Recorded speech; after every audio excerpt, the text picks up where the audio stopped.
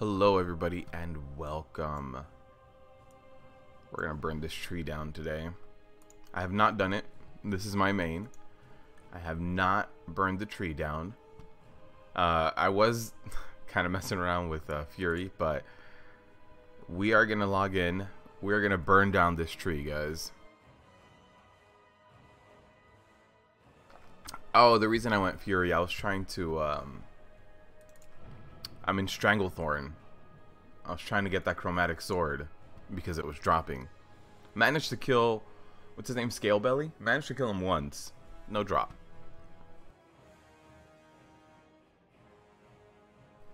But welcome everybody. So let's log in and let's see how we burn down this tree. I'm really interested in seeing that.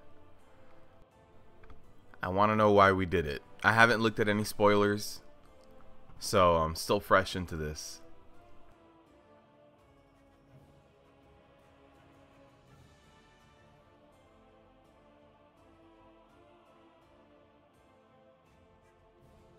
What's up, Demon Hunter? Oh, Demon Hunter, let me do this.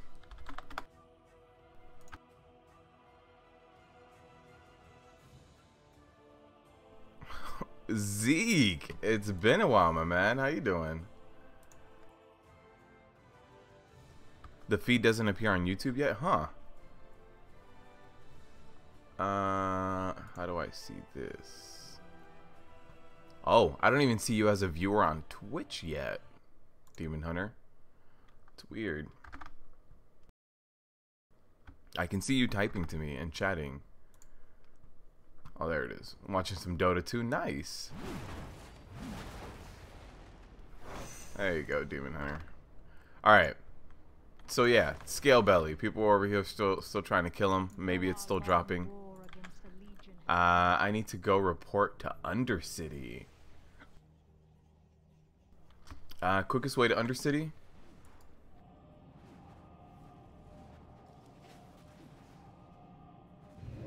Those quest lines are very short. I can do them both on Alliance and Horde as well. Well, I'm going to. But yeah, I wanted to see it. I heard that it's time gated. You know, we get a little bit this week. We're going to get a little bit more next week.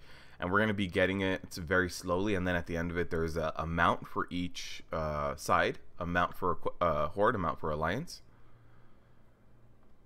You're a ninja? Dude, honestly, I couldn't see you. But yeah, I got you. I got you, Demon Hunter. You've been working a ton of stuff. How's everything on my end? Everything is good on my end as well, Zeke. Yesterday, it hit me how close we are to BfA. We're 3 weeks away from BfA. I still need to finish leveling up my Demon Hunter. I still need to make weak auras for Druid and Blood Decay. Blood Decay is almost done. Blood Decay I'm not too worried about. And there's one more tank that I'm forgetting of right now. Paladin. I need to make those weak auras, and then I need to finish all of the dungeon guides in 3 weeks. The dungeon guides are the ones that's like, because the way I'm doing the dungeon guides, and you know, patrons have seen it, I'm doing them all in one. So normal, heroic, and mythic are all in the same video. So yeah, I need to knock all that out in 3 weeks, while of course continuing to live stream. So yeah, that was it hit me yesterday. I was like, oh no. This is Kane. Oh, what's up, Kane? How you doing, man? Quickest way to Undercity is probably like out here to the Dalaran crater, right? The attack is just send and quest stop the... Really? I thought you actually... So I thought in Horde side, you actually got to see the Teldrassil fire go down this week. I was you know, watching somebody else, and they said, yeah, you know, you can actually see it happening this week, but what happens after, like the taking of Lordaeron, doesn't happen yet. Is that not true? You have to change your name. Why is that, man? Oh, fast way to gear up besides world quests and dungeons, please. Would you like to share with everyone? You spammed war mode yesterday, and so much gear. Oh wow. Almost 342. I need to see how that stacks up with current stuff, because 342 sounds really, really high. 342. I want to say item level 340 is what you get from Mythic Zeros. And that sounds broken, Demon Hunter. BfA is very close and you can't wait. Got 8 tunes. Wow. I still need to level up another tune as well for myself. Alright. We landed it, guys. Heroic Leap. Still working. Yeah, 340? Are you sure? 342, Demon Hunter? That is the new Mythic Zero. That's a... Wow. Hey, no problem, Mohammed. I'm not done with that yet, by the way. I still need to do Blood Decay, which is almost done. Oh, hey, my ticket. So, Blood Decay is almost done. Paladin needs a lot of work right now. And Druid, I just haven't started. So, I still need to finish off the series. And I'm also going to do... There's a lot to do. A lot to do in the next 3 weeks. So, hopefully I have enough time to get it all done. There's a portal to Undercity instead of the Zeppelin. Oh, okay. Whoops. I missed it. Yeah, I gotta go down there. What's up with this FPS lag? I'm having a little bit of FPS lag.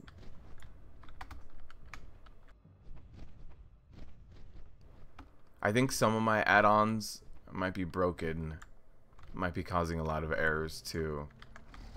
I haven't logged into live too much. And I actually haven't been updating my add-ons. Alright, so I need to report to Sylvanas, I'm assuming in like her chambers or whatever. I almost died to that. You guys saw that? The door almost closed on me.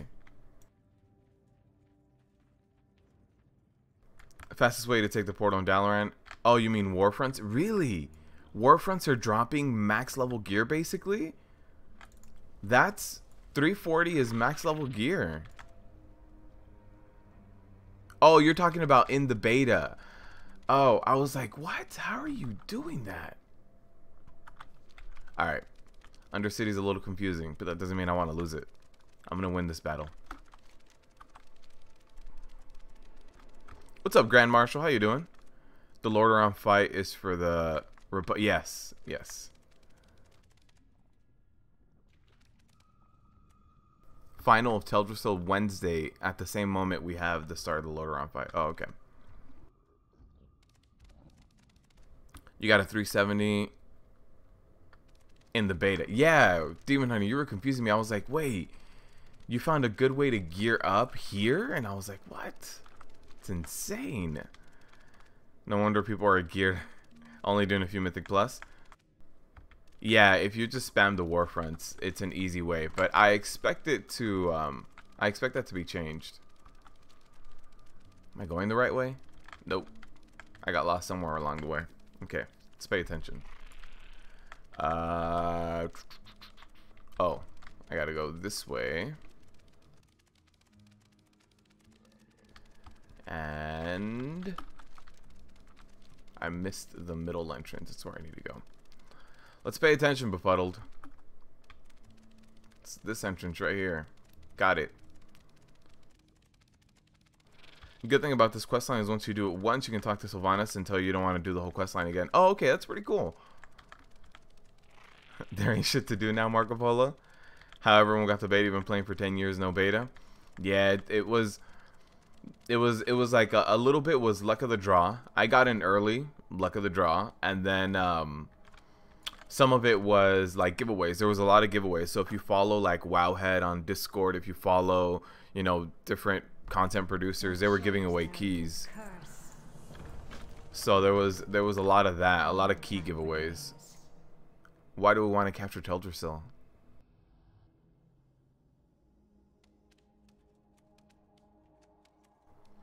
Silithus has always been the balance of power. How can the Horde hope to defend its borders if the Alliance controls the flow of Azerite? There's a lot more goblins there.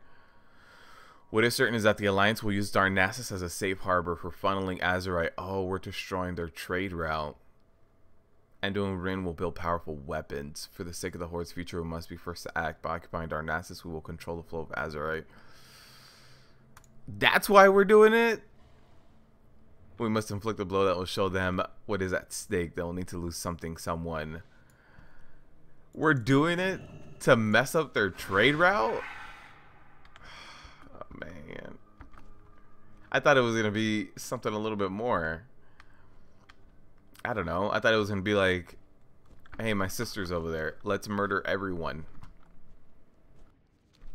Barons. I got to go to the Barons. Thanks for the monk UI. It's awesome. Hey, no problem, Daniel. I'm working on the rest of them. I did monk, warrior, and vengeance demon hunter so far. I'm working on the rest of them.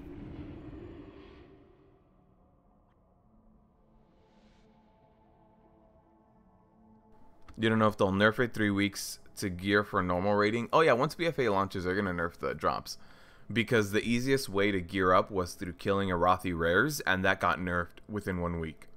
So yeah, they're gonna nerf it.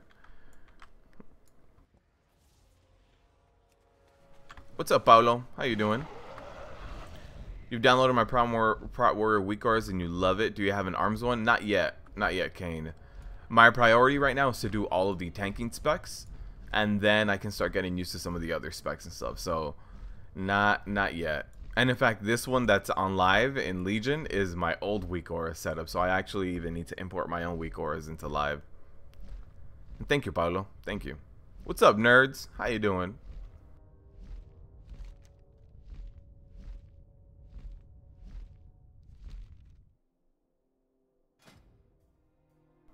Gonna lose my city. I'm gonna become homeless. Damn undeads.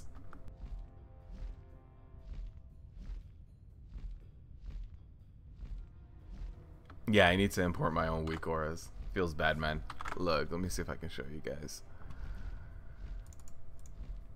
These are the old weak auras. This is a tier set weak aura. The fact that you track battle cry is for tier set. There's other things I'm not tracking on here. This rage bar is old.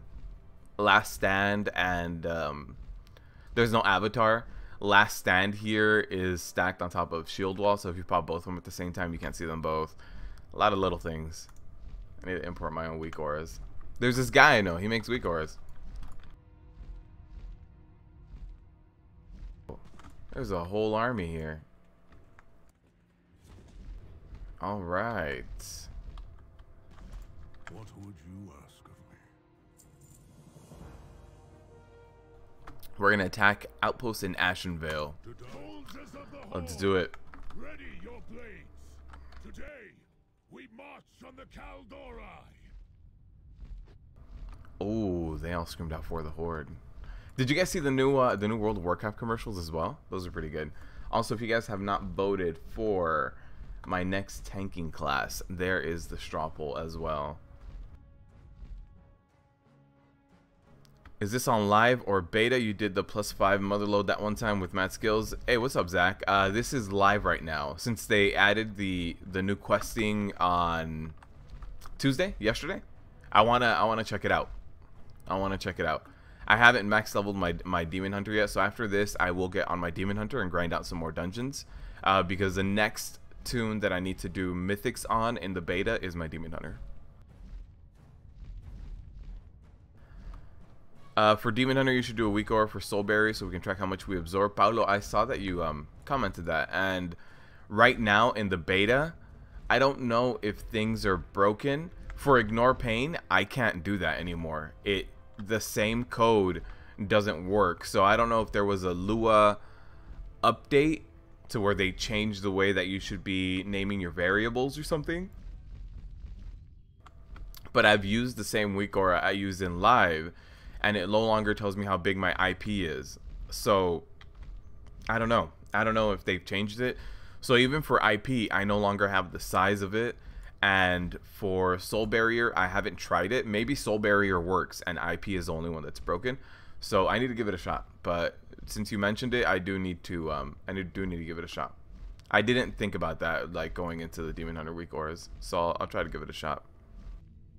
Who uses Soul Barrier? A lot of people, actually. So I was looking at, in order for me to make these weak auras, since I do have a lot of international audience, I need to make them with spell IDs instead of names, although some of them I can't. So I actually go through Warcraft logs and pull spell IDs so that it works for everybody internationally, whatever version of the client you're running. And about half of Demon Hunters are running Soul Barrier, and about half are running Last Resort. There are very, very few that are running Void Reaver. Guards eliminated. Oh, just you, champion. You mark the safe targets. what? I'll bring them down. What are the safe targets? Anyone? Get to work. Get this guy down. Oh, out of range. Is this not safe? Oh, got it. Far be it from me to stop us from murdering the Alliance. Sure can't wait for the burning tree to start. What's up, Snubsy? Snubsy, you actually still gonna come back?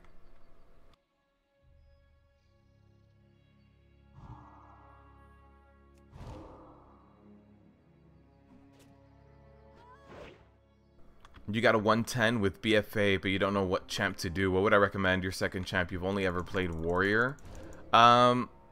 If you want to... Well, here's the thing. If you've always played a tank and you want a different tanking class, I highly recommend Demon Hunter tanks. I think Demon Hunter tanks are made for tanks. Like, hey, you know what? I've played other tanks. This is kind of like, I just need a different type of tank. But Demon Hunters start at level 98, so I don't recommend using a boost on it. If you're gonna use a boost on a different class, I would suggest Death Knight, since you also play DPS Warrior. I think DPS DK can help be a little bit more similar in terms of a class that can both tank and DPS. It's not an exact one-to-one comparison, but that might be something you enjoy a little bit more. Oh, I killed a civilian. Oops. That should do it. How does it feel? Oh man, this quest was interesting. Monks are owning, monks are OP again. Yeah. Yeah, but the thing is, for a Brewmaster monk, it's very, very different. A Brewmaster monk is so different from any other type of tank. You really need to get used to it. What are we if not slaves to this torment? To establish a foothold of base and Dark Shore. Inform of our arrival, make the prepper. Okay, so we are slowly taking over Dark Shore.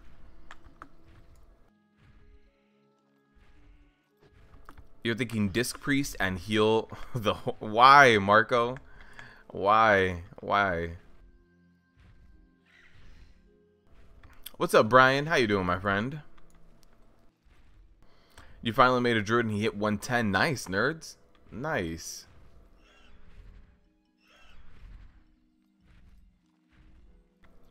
And yes, a very easy way to piss off any of your tanks is to pull for him. Well, it works for me and your German client. Nice, Paulo. I'm very glad it all translated well. That's why I try to use spell IDs as much as possible. The first time I ever made weak auras, I did it by name, and then I started getting a lot of messages of people saying, like, I can't import them, and then I was like, wait, what? And then that's when it hit me. I gotta use spell IDs. You did start playing last week, Snubsy? What? What? Okay.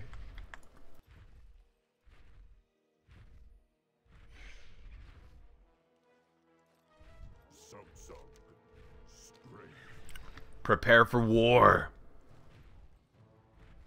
Soul Barrier is great for dungeons. Yeah, it's used a lot. It's used a lot. He's a rogue. Stay close. Got it. Yeah, it took a little bit. Use last resort because you have little faith in the healers. Yeah, I've been using Soul Reaver because right now I'm still doing the 110 to 116 leveling on my Demon Hunter, so I still have legendaries and stuff that work. So I'm still over geared. So I might as well use Void Reaver since I am over geared. But as soon as I'm not, back to last resort for me. How useful would the Pot Warrior be in BfA? You don't know how you shall be left. DK unplayable or are playable already. The warrior tank. Yuri, Prot Warriors are not bad in BfA. DKs are definitely better. If you're trying to decide whether DK or Prot Warrior, DKs are better. But Prot Warriors are not bad, and Prot Warriors are gonna get Prot warriors are going to get better with the expansion as it goes on. So the way that they did the blocking system, we're going to be getting higher and higher block and higher block values, and then our mastery will help us block more as well. So Prot warriors, I think, are going to scale really, really well. In fact, I think they're going to scale too well, and I think they're going to have to nerf their mastery. But in the initial thing, yeah, Blood DKs are going to be better. I'm living the rogue life. That's the one class I can never play, man. Can't get behind it. What's up, Epic? It's about adapting from not using Legos. Well, this is the first class I use Legos with. So I've done the leveling process from 110 to 120 5 times. This is the 6th time I do it, and this is the first time I have legendaries, and it's so nice to just be able to jump in and just own. You're running your 4 mythic plus zeros for the weekly quest last night, and your holy priest and tank and DPS were bantering back and forth about losing aggro. Yeah, I don't think everybody realizes that aggro got nerfed, because not everyone's gonna read that part of the patch notes, right? Only the tanks are gonna read that patch note and go, why'd they nerf aggro? And then everybody else isn't gonna read it, and they're just gonna be like, why does this tank suck? This tank is terrible. I haven't lost threat in the past 4 expansions. Why am I losing threat now? So it's definitely something that's going to catch a lot of people off guard. You have a 92 rogue. Leveling your pally only through BGs. Oh, nice. I did that a few times back in the day. As soon as they added XP to PvP, I did that a few times for a few characters. Let's bust you out of here, guys. Oh, it's Malfurion. Come no further. Yeah, right. Soldiers, no! Do not rush them! Oh, they all died. Oh, fools! At least now we know how dangerous the wisps can be. Oh, that's a wisp barrier. I've never heard of a wisp barrier. Not even in old school Warcraft 3. Oh.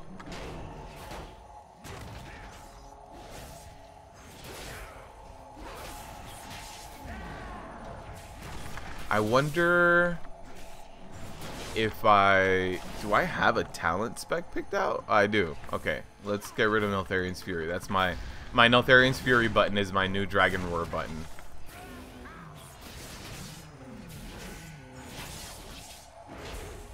Been trying to catch up on your missing gold? Oh, yeah. I'm broke going into BfA. I'm completely broke. Gotta set up the bonfire next to the tree. Do it as Alliance too. Someone will show up and start yelling traitor at you.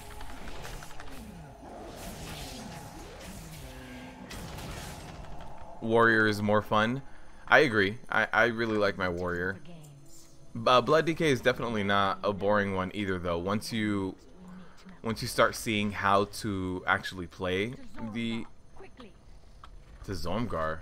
Once you start seeing how to play the Blood DK, you see how much you provide. Once you start seeing the interrupts you can do with the ranged interrupt, with your mind freeze, asphyxiate, grip, and grasp, all those things can be interrupts, especially if there's like a channel effect. They might as well be considered an interrupt as well. You just have to let one tick go out. So like all these things, you slowly start seeing how much you're bringing to the table. What's up, baggers? And thank you, I appreciate it, baggers. If you play any other tanks as well, I've been getting those weak auras out there as well. So there's also a Prompt Warrior and Vengeance Demon Hunter, and I'm working on the rest of the classes right now as well. Mastery is priority stat now? No, still haste. It's still haste mastery. Haste will help you get more shield slams, which will help with rage, which will help you keep your shield block up. Like, at the end of the day, it's still all about haste. You want more uptime on different things, and since, you know, haste also decreases the cooldown of your shield block, so your shield block is also subject to haste. So yeah, it's still about haste.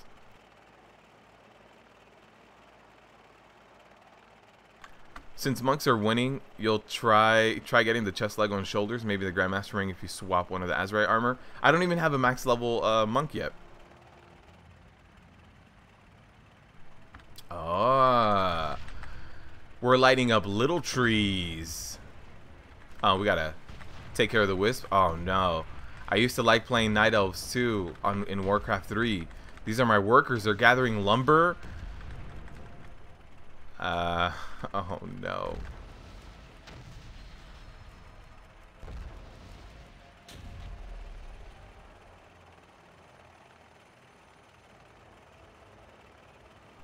Keep it up, no barriers. You're thinking level a Horde priest for the fun of it. Change your Horde over to have some fun on the dark side? Yeah, you should come to the dark side. We've got cookies, and then we have a leader who kills everybody on her side. Who doesn't want that? What percent haste? It's hard to say, Kane, because the new Azerite gear, your helmet, your shoulders, and your chest has no secondary stats. So it's really hard. It's going to be really hard to hit a haste cap.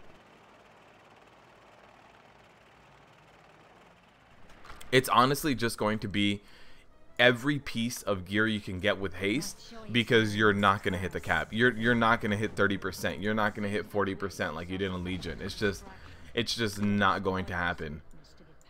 So yeah, it would just be do it. Take a squad into Fellwood and seek a path over the mountain to Darkshore. Leave the siege weapons under my command. Uh-oh. Wisp are susceptible to distraction. Distraction? Or are wisps susceptible to rockets? I think they were more susceptible to rockets rather than distraction. I feel like the rockets had a bigger impact on them. You did some low-level dungeons while leveling. It's not hard. XP was fine, but the gold, however, they nerfed it. I heard that the XP of 60 through 80 is really, really bad right now. That particular chunk of leveling and of XP gain is terrible, and that they need to address it. You just got 9 million in gold? Muhammad, you need to teach me your secrets. You need to teach me those secrets. You can buy tokens with your warrior, maybe? What do you mean? I hope Muhammad can share some lights on how he achieves that. He's a goblin. Oh, what? She can open a barrier through the wisp? How come all these people have all these special powers that we only see every now and then? Ah, she's hurting, guys. She's got feelings. She can feel pain. Horde side cookies. You know you were missing something. Here I come. Yup. Cookies. That's what Archimond should have had to fight the Wisp rockets. You know, who would have thunk it that to kill Wisp immediately, just throw rockets at him. A glaive misunderstanding. I tried to do this quest in the beta and it was broken. Can we just burn it up? Nice.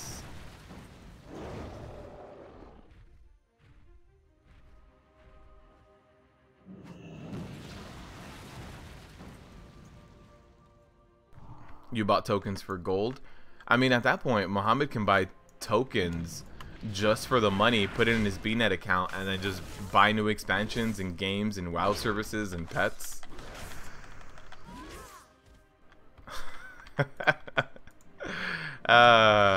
Brian, you sound like a married man. I'm sorry, my friend.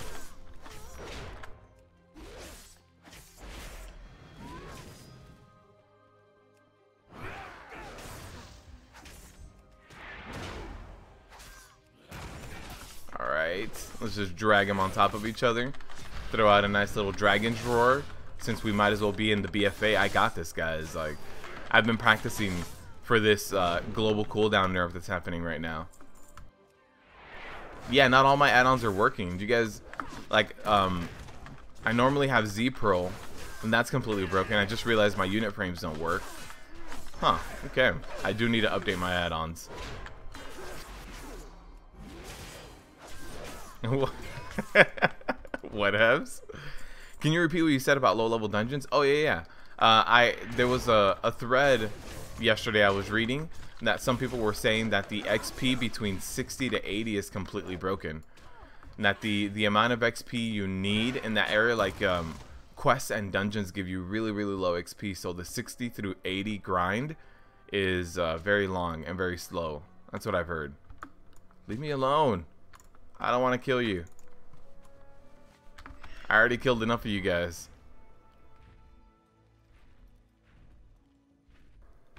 Kane.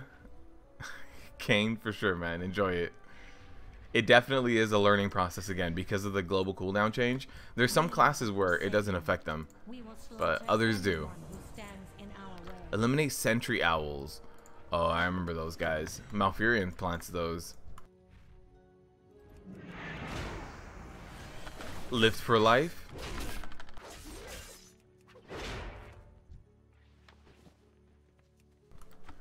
All right.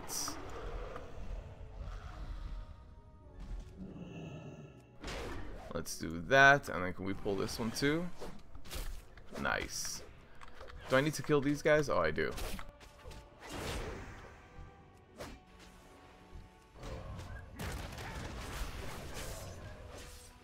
See his cookie, and that's good enough for me.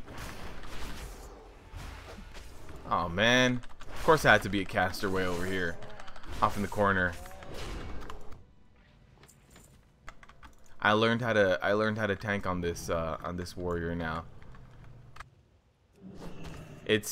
I remember the first time logging in, the global cooldown change.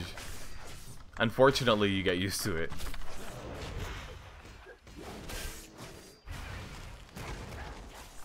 By the way, you know what the worst thing you hate while doing a pull for World Quest leveling? Rushing Jadewind aggroes those flying mobs that are not moving. Which ones? Is it Kane? Yeah, Kane is the transmog specialist, IRL transmog specialist.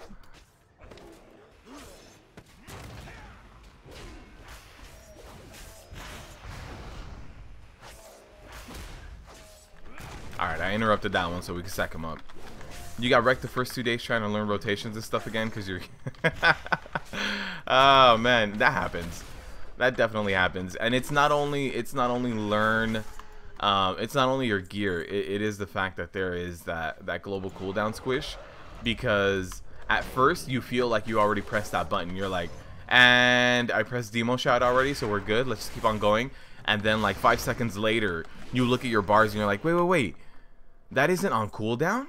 I pressed that button. So it's definitely not only gear, it also has a lot to do with the global cooldown change. The fact that you just don't see it. There's some mobs like birds, the bats that are flying like up in the air. But in which zone are we talking about, Demon Hunter? Are you talking about this right here? Or are you talking about the BfA? I think you're talking about BfA, right? Like what world quest zone are you talking about?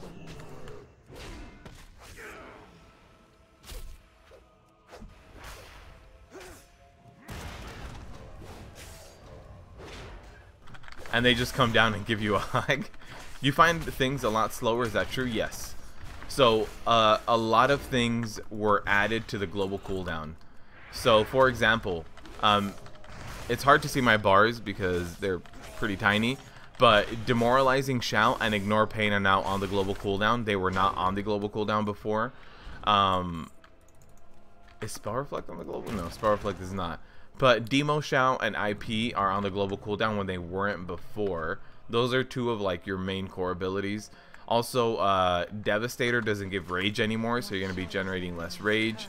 Whether or not you pick up the talent point independent, like that ability itself does not generate rage anymore.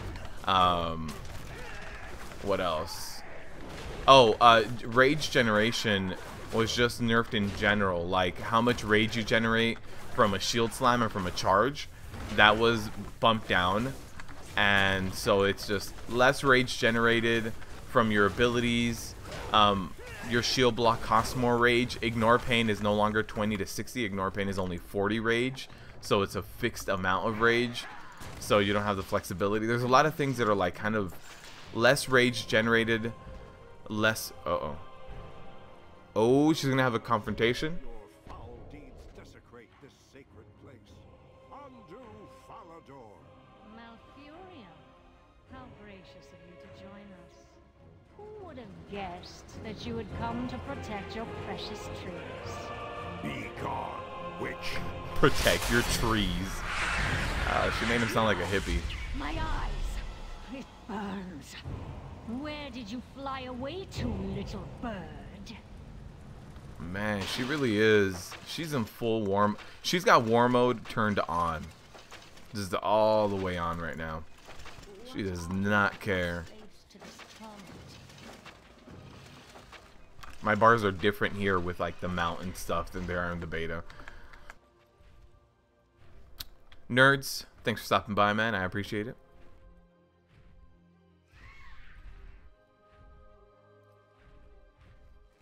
You're gonna do TOS as soon as you're done. Your fire mage is doing pretty bad. Well, the other thing that isn't going to be helping your fire mage, and is the fact that there's not a lot of secondary stats. So, oh, I'm lagging. Did I lag out? Can you guys hear me? Oh, I phased. Whoa. I phased in and out of a different... That was weird. Okay. Yeah, one of the things that's not going to be helping out your fire mage is the fact that there are no secondary stats in gear. So you're going to start BfA leveling just fine.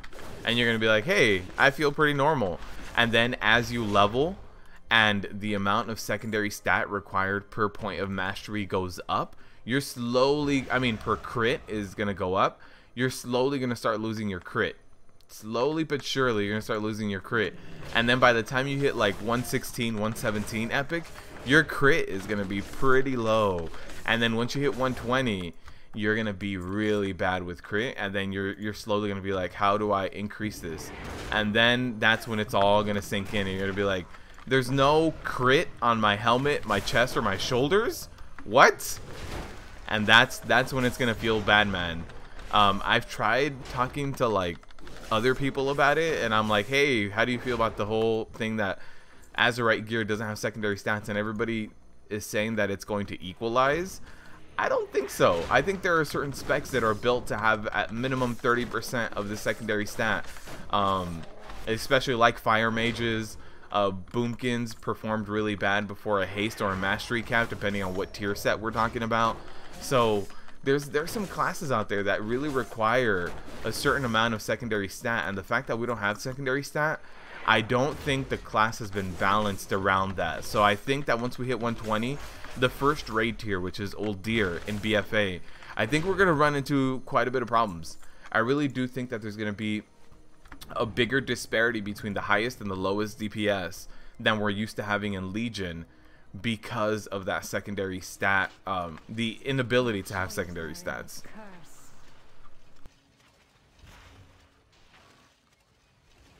Ignore pain on the global cooldown is incredibly awkward. I agree, Minky. I've said it's very clunky. And by clunky, I just mean that warriors are one of the only classes right now that their core defensive abilities are on the global cooldown. Like, they tried to make it so that all we needed was shield block, right? They removed ignore pain completely. That didn't work. We were way too weak. So then they added bolster, which was on the global cooldown as well. So then it's like, wait, I need shield block and bolster. Why not add bolster to shield block and then we're all set? No, you need both of them. And one of them is on the global. Well, every other class doesn't have something that's on the global. If we look at DKs, with the DK you chill with bone shield or bone shield on, right? And that just happens as you Merrowend. It doesn't take an additional global. It's not like Merrowend and then you pop another ability to get your bone shield up. You look at bears, they just rely on Iron Fur, that is off the global cooldown. You look at Vengeance Demon Hunters, they just rely on Demon Spikes and then healing themselves. Healing themselves is just part of their offensive abilities as well. Warriors are the only class that have a purely defensive ability that's part of their core mitigation that's on the global. Everybody else, they might have a self-heal, they might have other things that are purely defensive, but it's not part of their kit to stay alive. For us, it is.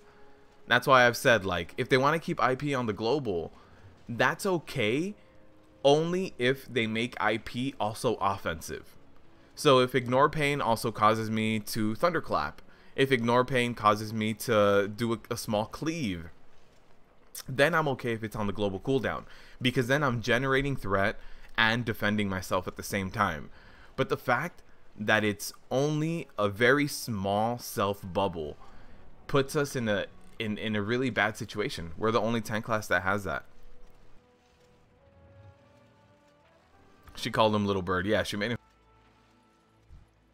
Little Bird. You come to defend your trees. Like, some of those trees are alive. They're ancient. They're defenders of the wars. Okay. Yeah, I thought I was lagging out there, but apparently I was just phasing between, I don't know, shards of some kind. That was really weird. Have I heard of the add-on called Gnome Sequencer Enhanced? No. It's used to make one-button rotation macros. Really? My thoughts on using it? Hey, you know what? If your class can play just fine with a one-button rotation macro, that's not my problem, and it's also not my place to fix it. If I was a developer of WoW, then I'd be like, hey, you know what? We need to look at this class. It's a problem. They can use a one-button macro and do 90% of their DPS. So we need to change it up a little bit. But I'm not a dev, and, you know, that's fine. I'll tell you what, if everyone could just have a one-button macro, I'm sure everybody will. It would be one of those things where some people would be like, no, you need to play the more complicated spec. But when we talk about a very small difference, I don't think anybody really cares. What's my take on Vengeance Demon Hunter? You think they're in a good spot? Scornflakes, they're in a very good spot for Mythic Plus. They're still going to suffer like they did in Legion in raiding. In Legion raiding, they just... Here's what I said about Vengeance Demon Hunters from the beginning in Legion. They need one more defensive cooldown to be good at raiding. So give them something else, or give them the ability. Like, I wish Gluttony was an ability that you could pick and choose, right? So you slowly start to eat soul fragments, and then you can pop meta for like a few seconds. You can pop meta for 5 seconds if you ate 5 shards or something. Like, they need one more defensive cooldown. You know, it doesn't matter how you make it or what it is. They need one more.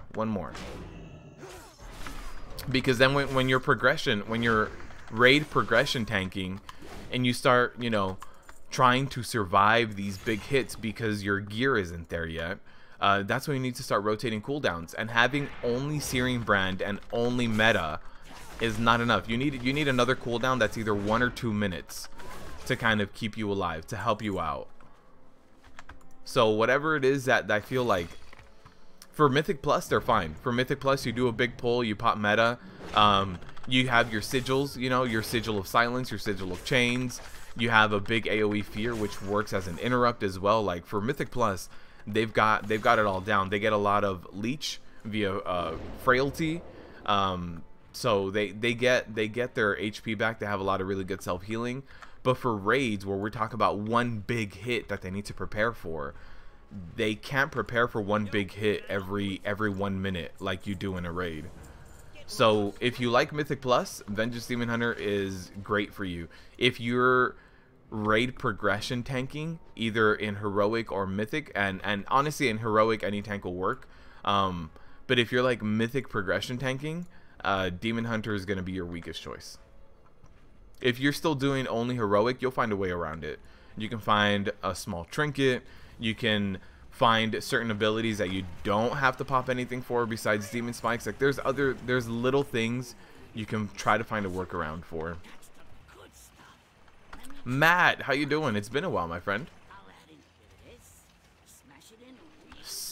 A little bit of gunpowder, okay. Kane, thanks for stopping by, man. I appreciate it. Hope to see more of you, man.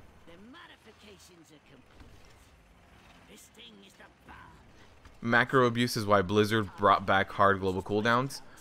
I think macro abuse hasn't been as prominent recently.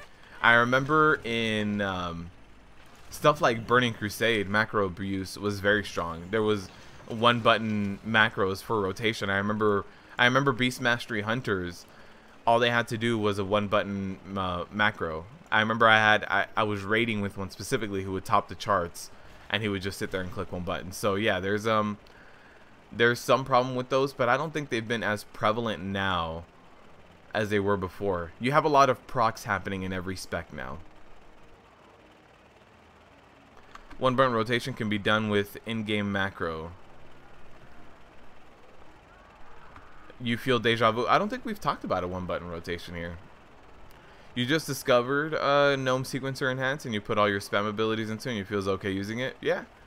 I mean, there's always going to be that thing where you can min-max, right? So you can either one button macro everything, or let's say you play a Prot Warrior.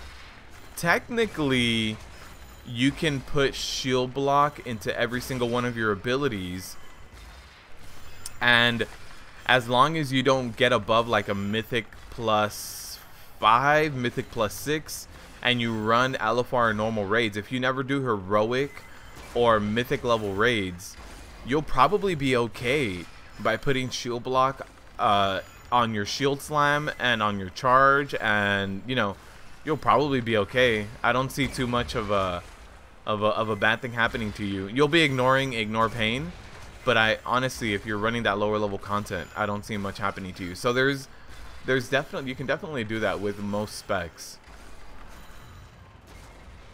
And you don't necessarily even need anything, but you know, if you're going to be running the higher level content, you need to really pay attention.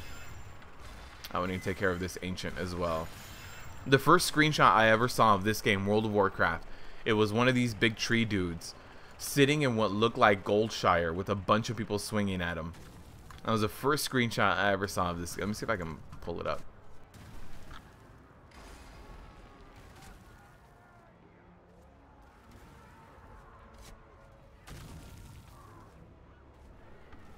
No, I just googled WoW beta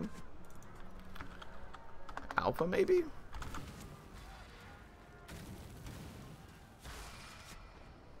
No, can't seem to find it. Okay, once you have to get to like page 3 of Google, doesn't exist. All right, what are we doing, Sylvanas? Stalemate is unwise. Let's regroup. Okay. All right, let's regroup. Let's go.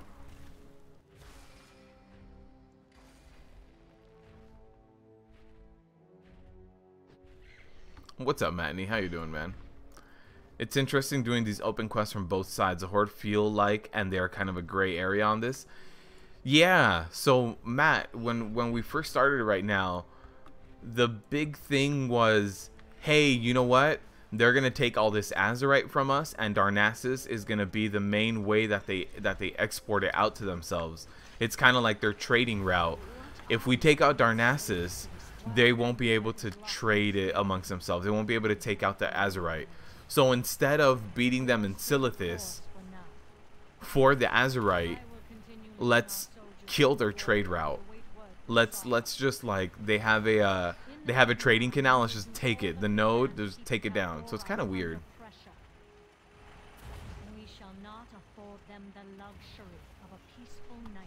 Wow, they don't even get to sleep. Okay. Oh, and that's it? That's all we get? 100 Azerite crystals? Yeah, that's all we get, guys? I thought we got more. I really thought there was more. Alright, should we do it on Alliance now? You like when your Horde tune's asking the questions to the War Chief? Yeah. And then as this storyline progresses, we're slowly gonna see other people in the Horde start to ask questions as well. Like right now, you know, like right now we have us and Sourfang, and he's just kind of like commanding everything, right? and then it's just dailies. It's this short. I really thought that we were gonna get to see the burning. Okay, let's log out. Let's do it on Alliance too. I really thought that there was at least dailies. Which tank would I recommend for raiding besides Brewmaster? You don't like its playstyle. So Brewmaster is going to be the #1 for progression raid tanking. Not farm raid tanking, but progression raid tanking. But after that is going to be a Guardian Druid, which can also be kind of the same thing. So Guardian Druid, and then below that Blood DK. Hold on, let me check. Let me check which server. I think it's this one. Aha! There are world quests. Four dailies a day. Burning Crusade next week. Just so I go to the log back in if you're done. Oh, okay. The dailies have 4 just to 230 on some of your alts. Not a bad way to gear them. Oh, nice. I don't think they're as good of XP as like the invasions were when Legion was gonna come out. But yeah, I think getting your alts geared up, because I have a mage. I have a mage that I never geared out. I hit 110. I got one legendary. It was one of my worst in-slot.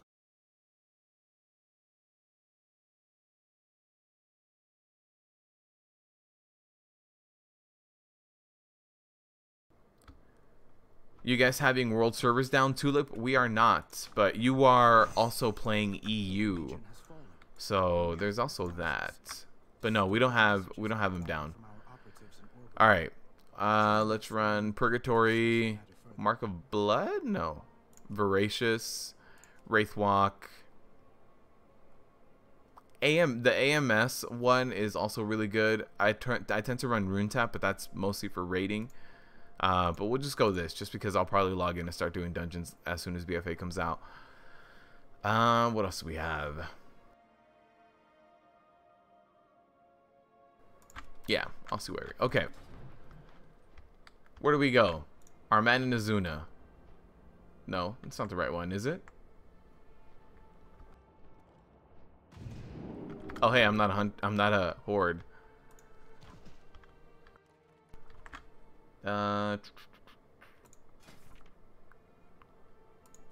Wait, did I already start it? Is it the one in Azuna? Okay, let's head over there. I think I accepted it a little too fast. Was trying to do new stuff and it's punting us out. Well, that does mean you get to hang out with us, so that's a good thing. Azuna. Alright, let's head on over. You need to do Shaman, but you die every 5 seconds. Ouch. Your Demon Hunter, who you rarely play, is sitting around 210, so you've been trying to gear out. Hey, look, 211. That's when I left my Demon Hunter behind. I mean, my Death Knight. This was... what tier set am I wearing? I think TOS. Grave Warden? I don't remember what tier set that was. Ally, go to Stormwind? Cool, got it. On my way.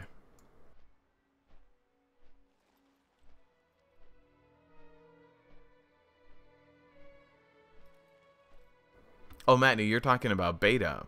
Got it.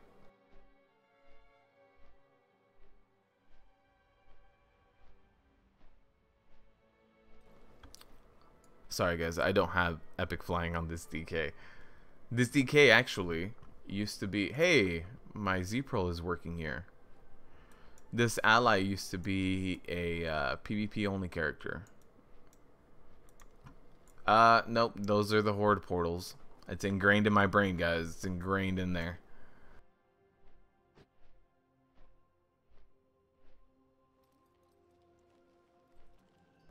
Grave Warden is TOS? Yeah. That was the last time I really played this guy. Stormwind. Let's go to the keep.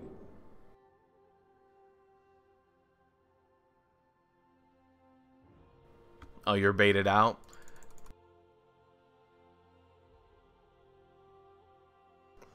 Yeah,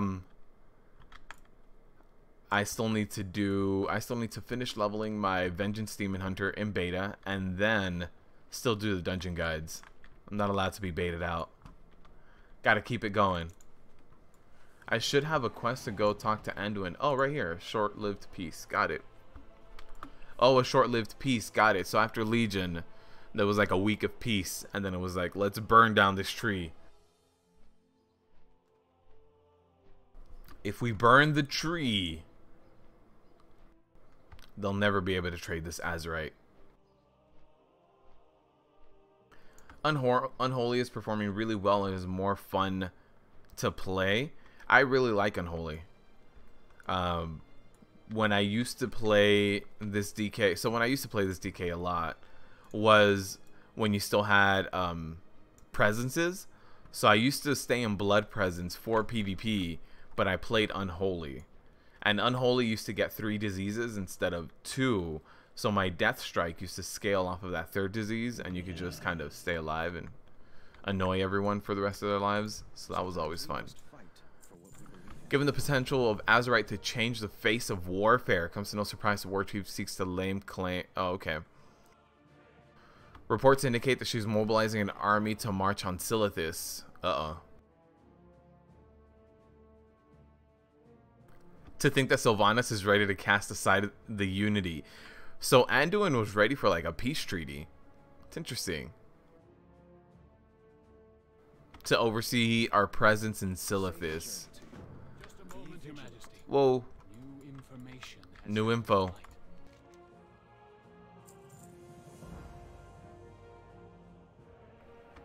They were in the Darnassian City Guard. Uh-oh. Their defenders. Oh, yeah, they're coming. Find her, buy us time. Report to Summermoon and Astronar. What's the fastest way there, guys? Do I have to go back to Dalaran and take a portal to Darnassus? Is that the fastest way there? You got 4 and 3, so we're good on keys. Oh, okay, for sure, man. Beta, not yet, Christian, not yet. I'm doing the new events that opened up. Oh, right here. I'm doing the new events that opened up yesterday in live. So this is live right now. Stop. Stop what? The portal? Got it. Yeah, got it, guys. I need to read a little bit more of the quest hubs that they're like, hey, there's a thing right there. Honor the bodies. Hey, I've done this before in the beta. Taken by surprise. They fell one by one. When I created a different character on the beta, I forget which one, I needed to unlock a few things, and I did this one. These are the bodies I killed. Me and that rogue. We just murdered these guys. Look at this guy. He's right there. He's hiding.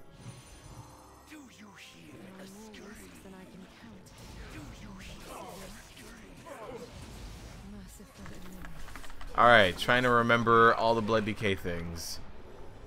How to blood decay.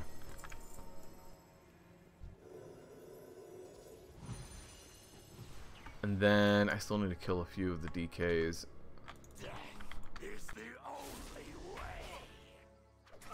How many do I need? 5 more.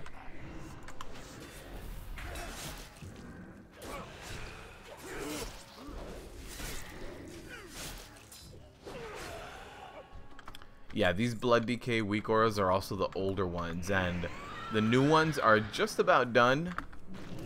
They need a little bit of work, and then we'll be good for the blood decay ones as well. There's also the... I'm also going to come out with slightly more in-depth guides for the tanks as well, so you guys can see kind of how to spec them and what each talent point does, because for certain tanks, there's a lot of new talent points. For other tanks, not too many changes, but definitely more guides I need to work on. Don't think they'll all be done before BfA launches, but we're going to try to get it all done. It's going to be a lot of stuff to get done. Meet Malfurion. Alright, Malfurion. We're going to do this. We're going to try to hold him back. Although, spoiler alert, we just did it on Horde. You casually asked him to kill civilians and he loved it? I did. And he was like, ooh, we don't have to kill civilians, but I like your style. And it's like, oh wait, I didn't know. We can keep doing it though. That's fine. You can only imagine doing those new war quests with war mode on. That'd be insane. Oh, I should have done it. I should have done it, Demon Hunter. You're right.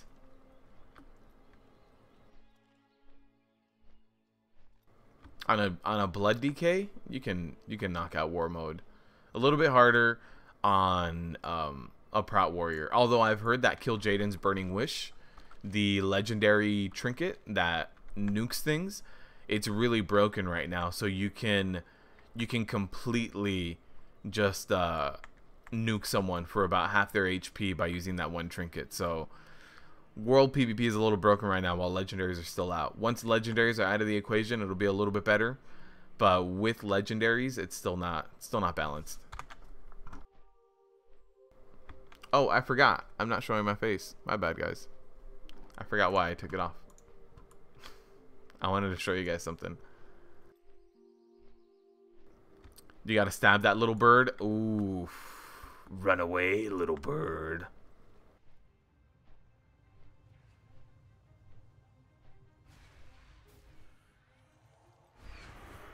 Alright. Oh, okay, that's when I joined her. And she was able to make a hole in the wall.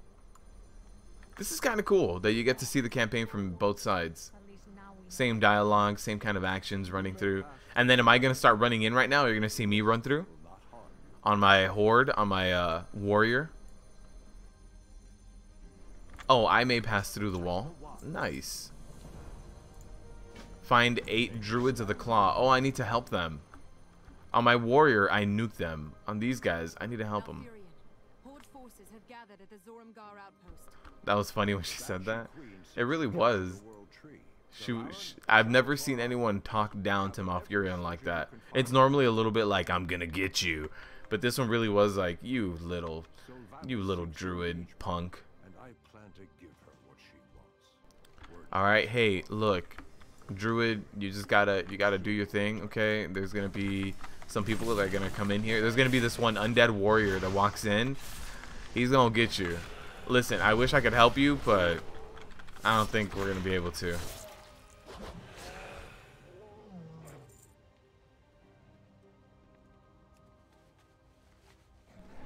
New prop pally look like immortal. The new prop pallies are definitely strong. Yes. It's because of the new blocking system. The new blocking system made prop pallies and prop warriors both very strong. And then prop pallies also have the ability to do stuff like block spells depending on your talent points. So yeah, the new prop pallies have a lot of things that are going to help them. But they definitely aren't... They feel a little bit different because of the global cooldown changes. They're also really affected by those. So like Hand of the Protector being on the global cooldown is one of those things that you're just going to have to get used to.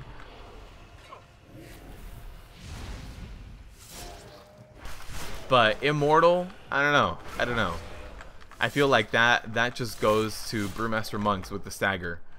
No matter how hard you hit them, they'll just get it in their stagger.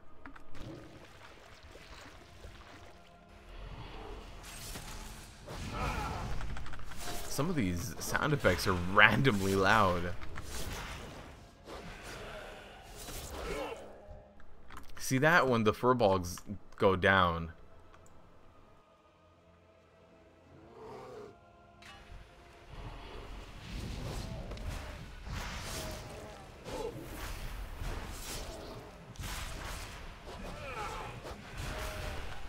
Alright, so after this, oh, we're still gonna need 2 more furbolgs. Nice. Just blood boil them all away. And then we already did the druids. We've got... Here's one. Or is there another one? Here it is. See that ranged interrupt? That mind freeze. Having that range. It's really not... What is it? 15 yards? I think so.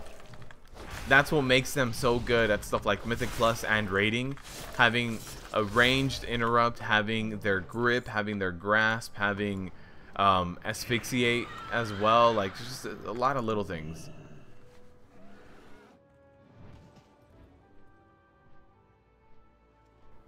Preach said this morning Prot Warriors are doing great in raid. They're able to reset all their global cooldowns easy. I am glad you stand with us. No, all their GDs easy. So Prot Warriors are the best at mitigating physical damage right now. That's one thing I will say. That being said, they are the best at mitigating, but their uptime on shield block is not amazing. So their active mitigation uptime is very low. So even though their active mitigation is the best, and stuff like critical block makes them amazing and even borderline overpowered, the amount of uptime they have on it is really not that great. And then once your shield block is down, in comparison to how strong it was, it's just, it doesn't feel like you have very many things protecting you. One thing I will say is that if you run, there's certain builds you can go, right? So if you run anger management and a few like things like last stand, you are going to get faster cooldowns. But then again, there hasn't been raid testing of this new Prot Warrior. The last time there was raid testing, I believe bolster was still the old bolster. So with this new bolster with the last stand blocking, I don't think there's been raid testing with this one. I could be wrong, but I don't think there has. But yeah, the problem with Prot Warriors is the fact that haste, once you hit 120, haste is going to be really hard to come by. And not only that, but hey, it's also just going to be the lack of active mitigation uptime. It's not as great as you would want it to be. Target is in combat. Alright, just gotta sleep some people. So hard to decide between Prot Warrior. Why not both? Just watch it. They've done Mythic. Matt, yeah, I've done Mythic Pluses on my Warrior all day too. And I did the Mythic raid testing too. But what I'm saying is that the raid testing happened before Prot Warriors were finished. The raid testing, especially the Mythic raid testing, I think was the one that happened like right in the middle. That one happened when bolster was still a thing. So yeah, you might as well be comparing different specs. Outside of shield blocks, warriors are just expected to take damage to the face. Mind game, kind of. You have ignore pain, but ignore pain is now only 50% of incoming damage, and it's a very small bubble. And you can also only stack it up to 1.3 times. So like in Live Legion, you can stack 3 ignore pains back to back. In BfA, you can only stack. So let's say you have 1 ignore pain and it's 10k HP. The most you can stack is 13k. So 10k plus another 33%. So not as much stacking as you would like it to be. You're testing 1 button rotation with your rogue. Yes, it can be done without add-ons. Nice. Our Prot Paladin and Mythic Plus had a 66% block chance. How much block do you have at 120?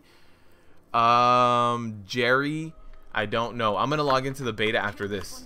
So I just want to complete the alliance questing, and then I'll log into beta. So we can start comparing numbers. But the block chance is not that good on a warrior, but when you throw on shield block, it's a guarantee. It's a 100%. That being said, shield block uptime I would say is about 30 to 40% right now because you have no haste. So even though it's guaranteed, it's not that high. It's not that high of you having guaranteed block. You have no idea how to write macros like that? You just play old school ways? You can do cast sequence, or you can just do /cast of a bunch of things, and as long as they're off cooldown, most of the times they work, but some of them do get a little broken. It's a lot of testing on an individual basis. So we weave shield block, IP shield block, mind games, not necessarily, although ideally, but the thing is, ignore pain is on the global cooldown.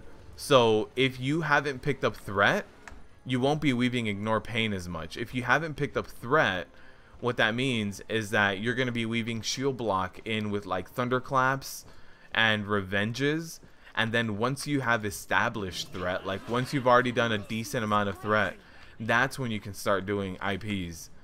But yeah, IP being on the global slows you down. As soon as the pull starts, it feels a little bit off.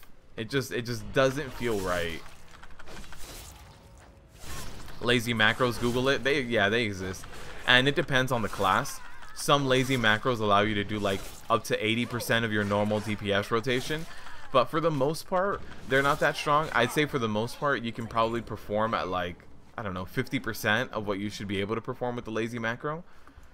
So if you're pushing any kind of progression or endgame content or any kind of like mythic plus above like a +7, you're not going to want to do a lazy macro. It just won't work out for you. Oof. I thought I was away from that. Just press everything until either your target or you died. Whatever dies first, as long as something dies.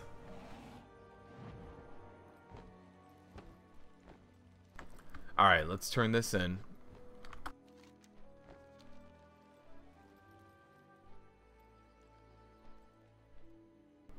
The Swifty one-shot macros. Those haven't been around for a while now. There always tries to be a different one, but they just don't anymore. Something is hurting you, Onu? Oh no. What if I fail these quests on purpose as an alliance to just be like, no, you guys aren't gonna take over.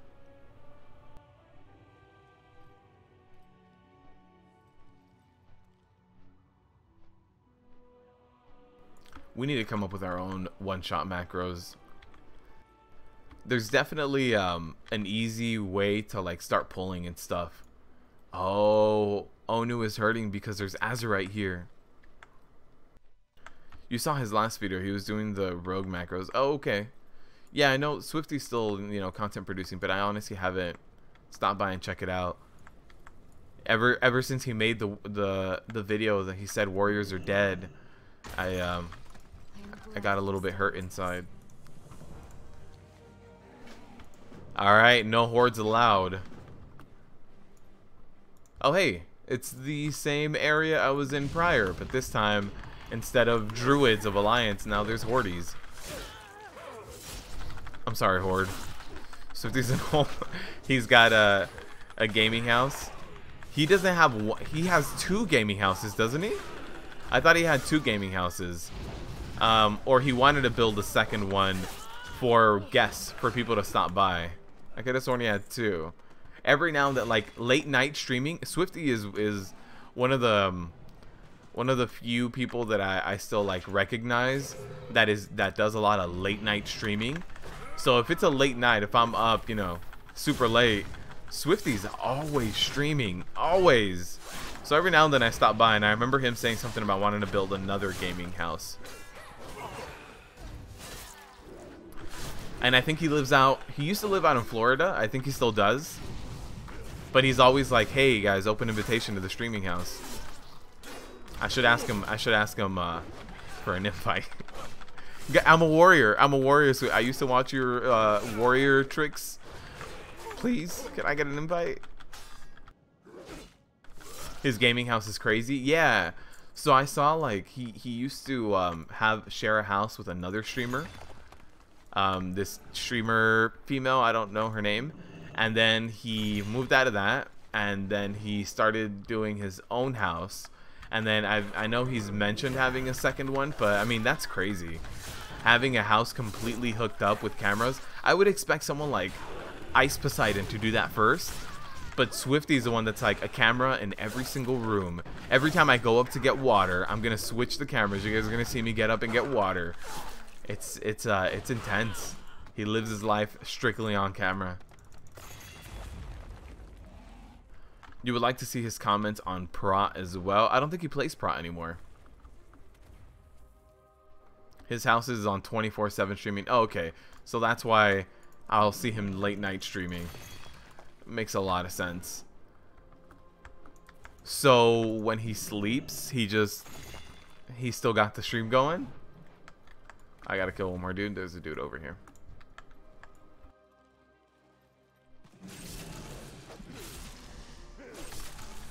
Money, I mean, yeah, kind of. He also really enjoys streaming. In order for you to even get yourself in a situation where you set up a streaming house, you have to really enjoy it. You have to really just be all about the stream and being on camera all the time and the entertainment value. So a little bit, yes. I mean, you know, that's how he pays his bills. So a little bit, yes, but also just really enjoying it. You wouldn't put yourself in that situation if you absolutely hated everything about it. Find Malfurion. Let's go. Let's find this little bird. How the heck? Brian, he doesn't have a camera in the bathroom. He doesn't have a camera in there. You heard the tanks are very bad now for PvP. Used to be very strong. They did used to be very strong. They used to be a little too strong. So I know that there was a few cleaves that ran Protection Warrior or Protection Paladin, and they were a little too strong. So they got really nerfed. Most of the people who do really competitive arena don't enjoy ever seeing a prot in there, and it's understandable because a prot never dies, and if they do too good, that means they're doing too much damage and never dying, which is the best of both worlds. It's really annoying. So it's understandable. You know, they just kind of were like, no, this is ridiculous. Oh, I remember doing this. Hold on to my mighty branches. Let's do this. Let's do this. Throwing rocks. And then Thunderclap. And then Heroic Leap. Alright, let's Heroic Leap on these guys. They'll never see it coming. Nice. An Ancient of the Lore. Is that actually called an Ancient of the Lore? Tree of Life is what it's called. It looks like it looks similar to the lore ones. This guy's a little bit more rounded, but he definitely looks similar. With this whole expansion being about PvP, kind of makes one take the second thought on picking a tank who bleeds to death. Yeah. I remember the playing in Wrath of the Lich King when armor penetration was still very popular, and I went full block value plus armor penetration, and I could shield slam people while my shield block was up, and it increased my block value. I could shield block people for an insane amount. I could shield block people for probably like shield slam people for like a third of their HP. That was really broken. I enjoyed the hell out of it being a tank, but it was really broken. Brewmaster is awful in PvP. Yeah, they're a little too slow in the way they take damage. They'll just slowly bleed out is what I'm trying to say. Oh no, burning everything up here. Oh wait, we're going to Teldrassil? Yeah, we are. Do I have the flight path on this character? I don't know. From going Brewmaster to Monk Prompt was always so fun for open world PvP and Legion. When visiting his house, do not touch anything in the bathroom then. Just everything. Full on germs, Brian. Full on germs. Next week there will be logs for the bonfire. Oh no. They're going to be preparing. Jaina did it. You need to watch out for Jaina, man. Did you guys see that new what was it called? Jaina Warbringer or whatever the little short scene was called? The little musical they had. All right, let's go to Darnassus. Yeah. You still kill people with war mode in PvP? Lots of disabled kiting. You won't be surprised if Blizzard drags it on another week. Yeah, maybe. We'll see. Week by week basis at this point. I could have sworn it was going to be up right now. They can actually kill someone in the open world. They could take people out. I don't know. The new Prot Warriors, probably not. The old Prot Warriors, you could make it work. It wasn't terrible. Ignore Pain was definitely nerfed a lot. When Legion first came out, Ignore Pain was way too strong in PvP. And they scaled it back so hard. They nuked the hell out of Ignore Pain in PvP. So then after a while, it just wasn't, you know, it wasn't that overpowered. It wasn't that crazy. And you need to spec for it. Beware of me? Yeah, beware of me. You did level through war mode. It's not worth it. The 110 is just left to see you dead. So when the expansion first comes out, you're not going to be you're not going to be threatened at all. So when the expansion first comes out, I highly suggest going war mode. And depending on what pace you level up at, I think the first 120, there's probably going to be someone who hits 120 within 24 hours. It's always going to happen. But they're probably not going to be the biggest problem for you unless they find you and they start camping you. But probably not. So I would say the first week, you are safe for war mode. Just turn on war mode, leave it on, don't worry about it. Around the Tomb of Sargeras timing, you were taking 4 to 5 Horde at the same time with Prot Warrior and winning. Yeah, Ignore Pain was very, very overpowered. It definitely got nerf hammered. I believe in Legion, IP got nerfed 3 times in PvE, and PvP I think twice. I think so. I think 3 or 4 times. I can't remember. And then specifically PvP scaling was also tuned down. After so it got tuned down in PvE. It got tuned down in PvE, which also tuned it down in PvP, but then they also tuned down the template on PvP even more a few times. Leveling with war mode will be worthy for the first few weeks. Yeah. Maybe after the second or third week, you're going to start finding griefers. You're going to start finding people who just, play a Horde and camp out. I mean, play a rogue and camp out. Not that Horde camp out. That's not what I meant. Jaina, not me. I'm a teddy bear.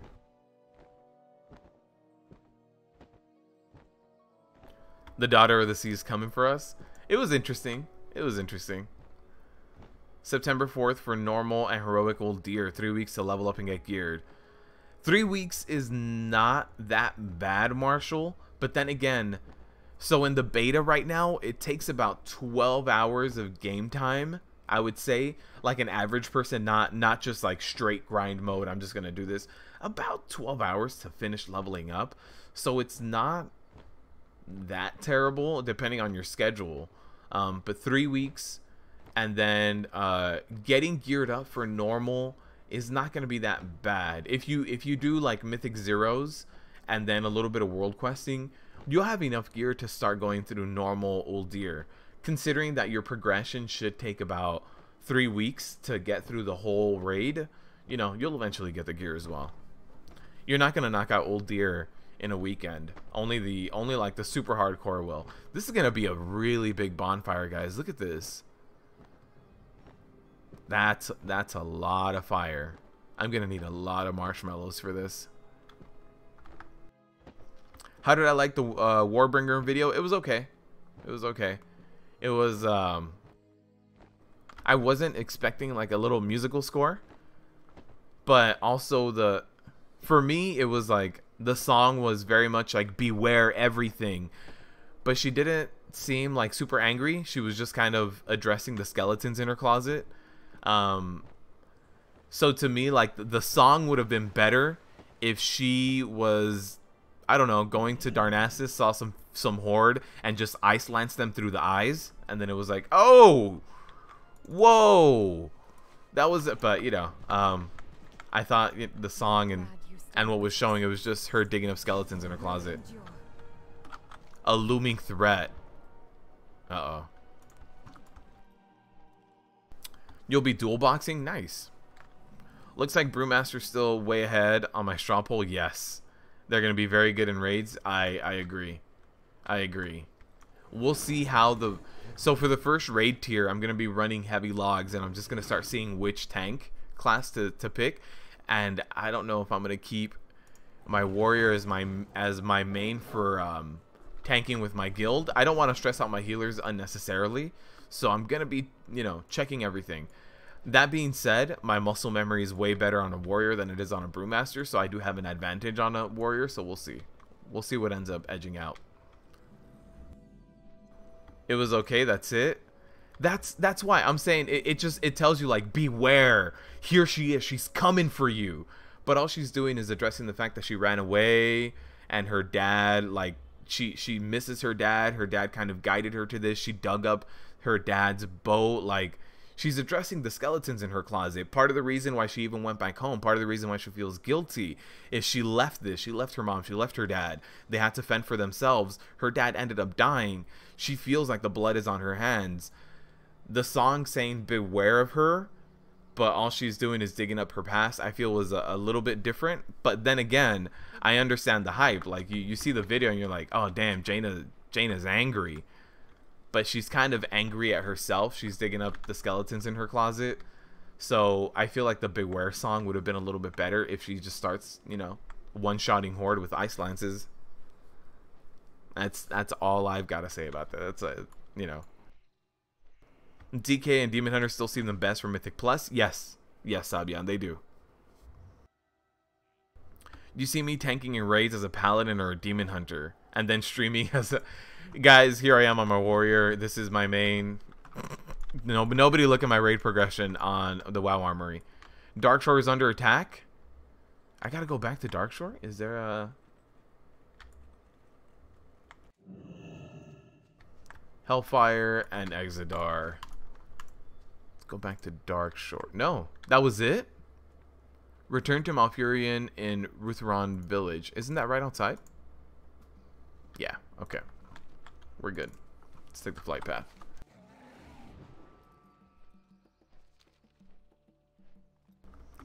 You think Glocked has a Demon Hunter and a Paladin to tank with him? Glocked right now is... He's probably going to stick with his Paladin because he's, you know, been a Paladin forever. He played the Paladin. I don't know how big of a fan he was of it. So he's probably going to stick with his Paladin. And then he said that his second tank is probably going to be a Druid. Although right now it's very up in there. We'll see. So two of the same tank don't really add up that much. Also, just a thought. I've been considering it more and more, bringing something, or not bringing something to the channel. It would probably be its standalone thing. But would you guys enjoy a longer form thing with me, like a podcast? Because I've been talking to Glocked about it, and he said he would like to do it. We need to see our availability and if our times match up, but definitely not something like 1 or 2 hour podcast, but maybe something like 20-30 minutes. Would you guys be interested in a longer form content, just kind of talking everything out with somebody else, whether it's me and Glocked all the time, or maybe, you know, every now and then we'll have somebody else on if one of us can't make it or something like that? Would you guys be interested in a podcast like that? It would be a little bit more tank centric, unfortunately, because that's what we play and that's what we have the most experience in. But it would also be talking about raid progression. It'd be talking about bosses. It'd be talking about mythic pluses, you know, things like that. She's been mad for the X-Pack? Yeah, she's upset. Your raid team took 2 Demon Hunters, a Paladin, and a Demon Hunter at other times. I mean, it's not bad. If all you're doing is LFR, normal, or heroic, you don't really have to worry about your composition too much, to be completely honest. You're just curious how they're going to develop Jaina and BfA. You hope it won't be another rage quit. It can't be another rage quit. They built it up too much. She's got to do something. Jaina, okay. So Ian, we'll put on our tinfoil hats right now. Ian said... don't worry about the Horde. There are plenty of other people around that will take up the mantle of the Horde. Alright?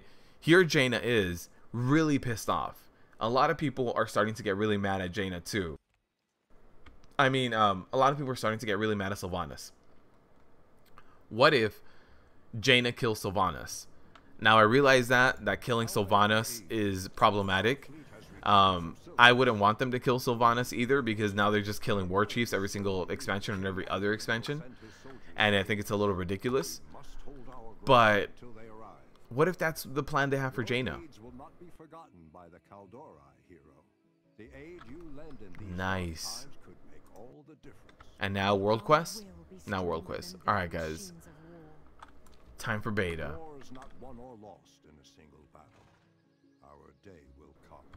Our day will come. Alright. Alright, Malfurion. You said it.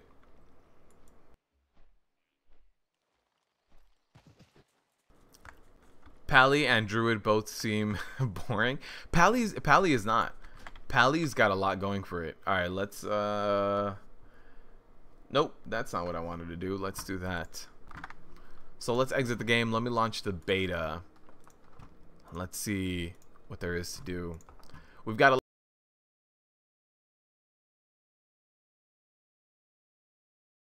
death to the Horde. Snubsy, no, you take that back.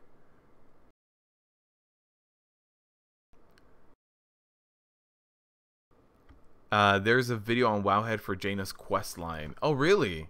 More data mine stuff? Let's do that. Beta, why are you not loading in OBS? There it is. So here's my Death Knight. Let's also turn on sounds. That's playing through my monitor. Hold on. Why are you playing through my monitor? There it is. Okay, Mr. Sonar Man. Do it, man. Podcast sounds very interesting. Okay, we got to check out our schedules. I've been talking about it a little bit more with my co-tank with Glock. And different achievements as guilds. Oh, we have different comps? Okay.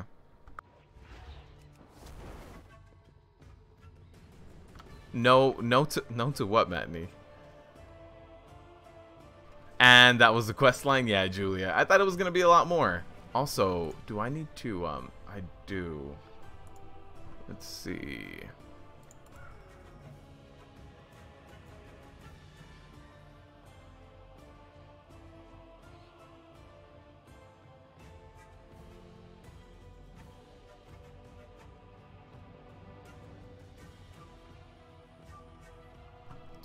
I had forgotten to do this a while back.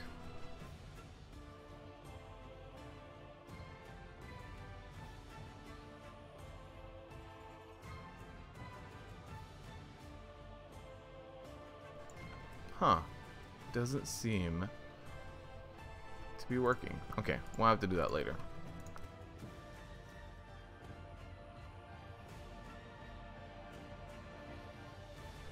So your progressions can go in different directions, so sharing tips for bosses and pulls can really help. Yeah, for sure. I was thinking it could help. She can't? Oh, man. Did Blizz offer a sale on Transfer Faction right before the expansion? Yes, Sabian, they did. It was like a 25% off or something like that. It wasn't crazy, but they did offer like a 25-40% off, something like that, for about a week, I think. A week, maybe 2 weeks. But yeah. You would hate Jaina even more if that was a thing. Oh, if she killed Sylvanas. I know. But the way that Ian said that last time, don't worry, Horde. There's plenty of other people that are willing to take up the mantle. I really don't see a world where Sylvanas will just be like, alright, I guess I just won't be war chief anymore. Alright, that's fine. Here, you take the throne. That's fine. Here you go. You can have it. I don't see it. I only see it happening if Sylvanas dies. That's what's problematic about that statement that was said. I kept you informed for all of Legion. Sounds like a great idea. All right, Dom. Well, hopefully our schedules really work out. I'm gonna have to talk to him a little bit more.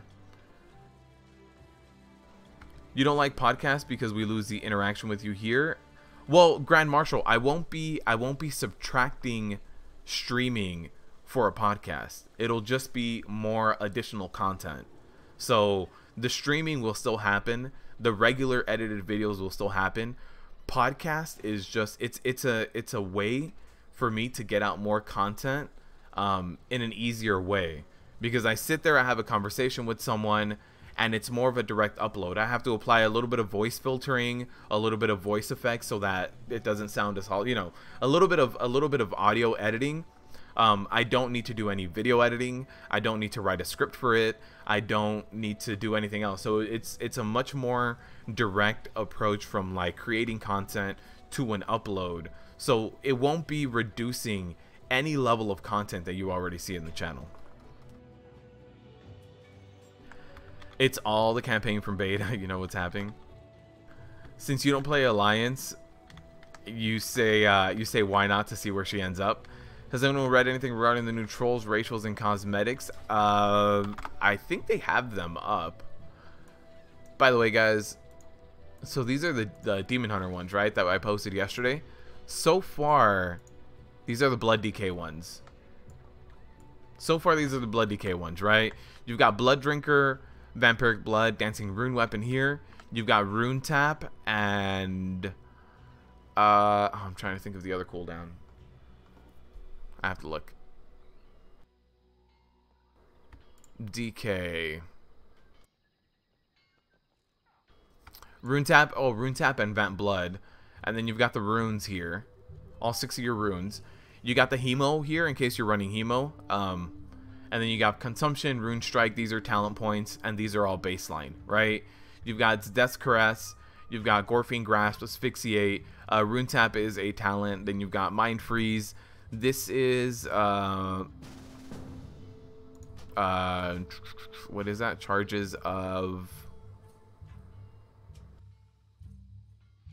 Blood Boil. Charges of Blood Boil. You get 2 charges. Death and Decay, AMS. Wraithwalk is also a talent point. So yeah, this is what it looks like so far. If I was on my DK, what do you guys think so far?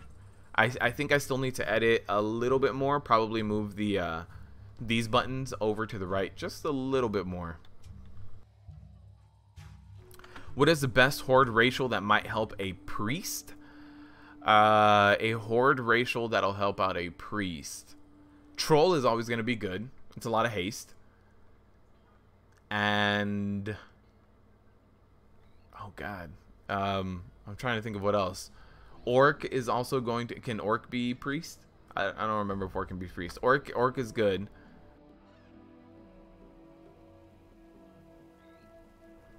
Yeah, I would say Troll. Troll haste. If you go Disc, if you go Holy, and if you go Shadow, the Troll haste is just applicable everywhere.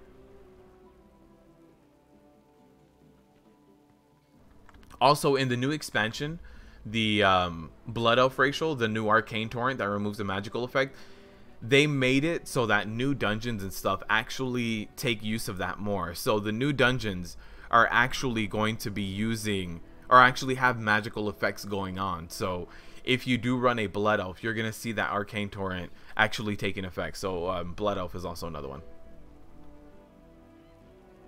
Sylvanas won't die? I hope not. Fear Breaking? Oh, with, yeah. What is it? I forget. Will of the Forsaken or something? There's spoilers in Before the Storm that give credence to the displacement of Sylvanas as much as you like her. Yeah, Mind Games, I've seen a lot of people talk about the whole Sylvanas thing and what she did, especially out in like Stormguard and stuff. I don't know, man. I hope there's just a little bit of Old God there and then they just get rid of it and she's fine. Because Sylvanas has always been Sylvanas, but this is another level. The Eye from Emerald Nightmare warned us about... Oh, Il'gynoth? Il'gynoth warned us about Jaina. She's going to do something big in BfA. Yeah, they can't just, like, taunt that much and then not do it. What's up, Adi? How you doing? Fear breaking is a good thing for a Clothy. The thing is, most fears are avoidable. Most fears, if they're a raid mechanic or a boss mechanic, most of them are avoidable. So Will of the Forsaken has limited uses with that. There's not too many fears that land that are guaranteed 100% land, you know? I'm ready when you are. Yeah, for sure. Do you think Jaina's carrying too much stuff from the past? She might actually do something unpredictable or a bit radical. Alright, so what if Jaina kills her mom for the throne? Just like Arthas did. What if Jaina's like, oh, you guys want to look down at me here in Turgard? Well, who else is going to take... Who else is more powerful here in Turgard than me? And she just like kills her mom. Is that a little too dark for Jaina? She's over here digging up her past. Nightborn is a little bit more damage. Nightborn is 1% more magic damage, so if you're holy, there's not much there. Disc or Shadow? Sure. Would you go Troll, Undead, or Blood Elf? I would go Undead just because I like the casting animations. And since you're constantly casting on a priest, I would go Female Undead. I really like the casting animations of a Female Undead. It's just me.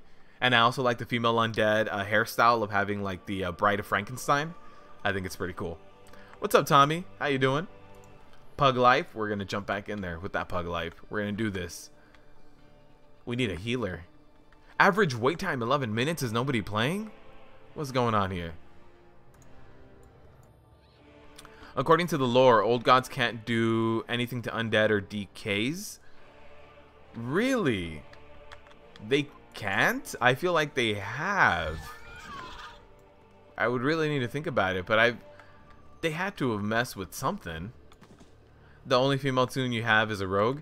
Look at the female undead casting animations, and then get a Bride of Frankenstein haircut, and then you're good.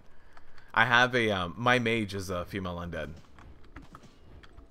Nobody's doing much Mythic Plus. No, this is a regular queue. This is a regular dungeon. I'm level 113 right now on my Vengeance Demon Hunter.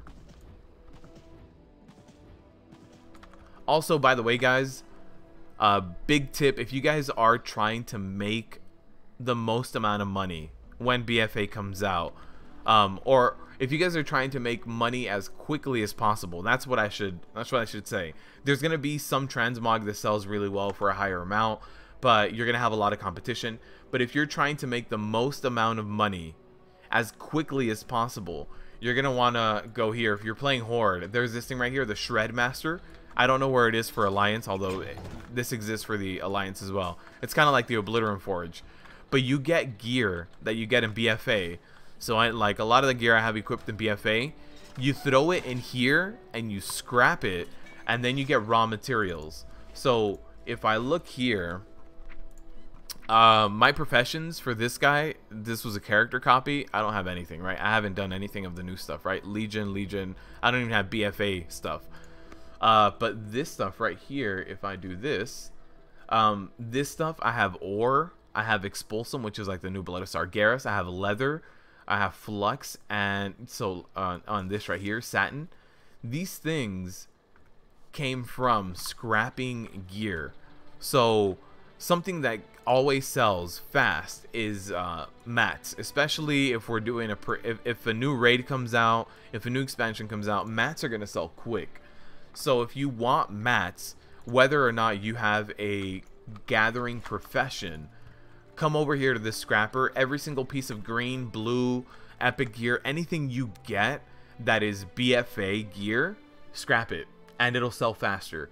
You can try to sell it for transmog, and again, certain things are gonna get you more money, like especially BOE blues and BOE epics. As soon as those come out, those are gonna net you a lot of money. But anything that's like soulbound, any gear you had, instead of vendoring it for money here to just a vendor, scrap it. It's Blizz game, they can do anything, like Garrosh from 100 to 0 honor. Wait. Garrosh didn't lose his honor. Garrosh, Thrall lost his honor. Thrall was the one who cheated by calling on the elements during the fight. Garrosh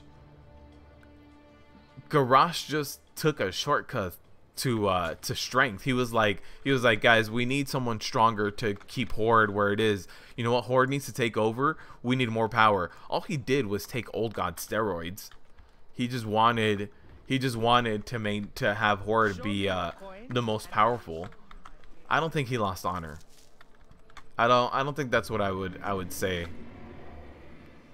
Sylvanas is not going anywhere because the Valkyrs are only following for now, unless the Lich King takes over. Bolvar, you can buy gear from vendor. Yeah, you can, but that's in everything epic. So if I go over to there's a faction guy over here. If I go over to the faction guy, there's gear there, but it's really expensive. It costs a few hundred gold. So buying gear for a few hundred gold and then selling it for mats that are also going to be a few hundred, it's not going to pan out for you. Also, a lot of times what they do is the gear that you can buy from other people is not gear that you can scrap or DE in any way. So that might be the case. I haven't actually tried to scrap it.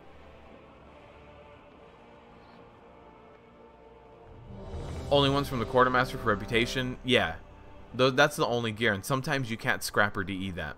All is fair in love and war. Green Jesus, he messed up. That's why he can't be the war chief anymore. He doesn't have powers anymore. Even he was like, I had no honor. How am I going to lead these people if I didn't do anything? You meant that he was a very, very honorable character. He never killed civilians. Right. And then he even defended everybody out in, what is it? Thousand Needles? Or Storm Peak? No, Thousand Needles. He defended everybody. He was like, what are you guys doing? That's not what you do. Mana Bomb. Alright, is everybody here? Oh, my healer's still running over here. Let me just tell him. Rexar for War Chief. Demon Hunter, I'm thinking they might make Rexar the War Chief. That sounds really plausible. Alright, so you guys are going to see really big pulls here because I have legendaries. Why not? So let's pop meta just in case.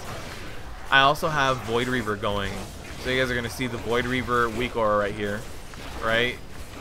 And then let's pop Immo Aura. The more I pop my Immo Aura, the faster my Searing Brand will come off of cooldown. So we're not nuking the Colossus first how I'd like it to because he keeps healing. Everybody's killing all the other adds. So the Colossus might nuke someone. The Colossus might kill someone pretty quickly here. Alright, let's just keep healing.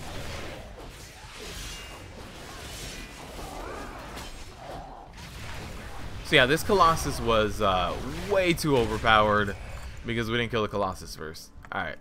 But you guys can see that once you have gear, I can do things I never did with any other tanks. Like, that was a really big pull that I tried doing once on my Druid and I failed at it. But that was because I had greens. This is a character copy. I've got legendaries. This is the easy way of leveling up. Is just pulling all the things at once. And if you have a group who knows which target to kill first, then you're good. Like right now, I can start kiting and heading on over to the next group as well.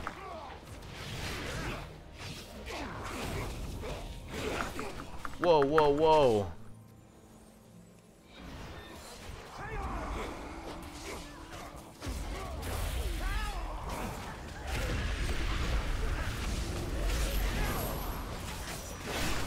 Alright, this is also going to be one of those pulls that like hurts a little bit if you're not prepared. But what you need to do is just make sure you have your frailty up. And once you have your frailty up, you'll be good for everything else. Frailty, start soul cleaving everything. So frailty isn't up on this one guy who got dragged in a little bit later, which is fine. There it is. Just keep your leech up and keep spam healing yourself and you'll be fine. So big pulls and fast dungeons once you already have the gear.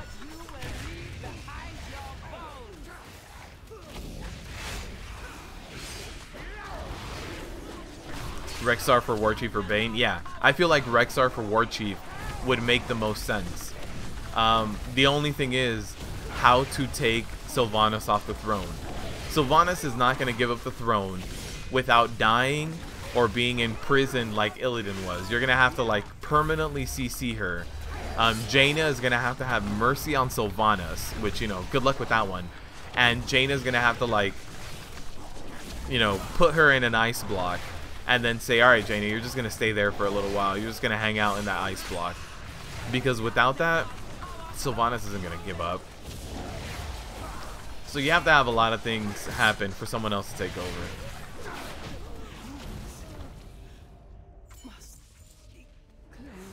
My thanks for killing the priestess. You have only succeeded in strengthening my hold on it. Alright. Let's throw on our Searing Brand. I'm also right now running Burning Alive because of the fact that it duplicates my Searing Brand. It makes running these dungeons a little bit easier, right? I can do big dungeon pulls and then everything ends up getting Searing Brand, which means that everything is doing a lot less damage to me. So something else I'm really liking about leveling up right now is that Searing Brand, or Burning Alive talent, sorry. That Burning Alive talent, really, really good. Consume Magic is off of the cooldown, so I can pull this other guy and interrupt him. Why is my... Man, you guys heard that? My monitor is still on for default sound. I need to address that. But thanks for the sub, man. I appreciate it. Can I play one of the new trolls yet, Sabi? No, not yet. That's gonna be max level, added in at the very end. But yeah, not yet. You can't unlock them. I wish you could. I would have unlocked them. Zondalari trolls, upright trolls. It just looks awesome. That glide. Oh, the glide. The glide. That's why, like, when people recommend tanking, I'm like, if you've been tanking for a long time, you'll appreciate Demon Hunters. Demon Hunters have a lot of little things that as a tank, you're like, this is so nice. Self-healing, gliding to avoid knockbacks. You know, just, I don't know. There's something about Demon Hunters. It's a lot of mobility with the Infernal Strike.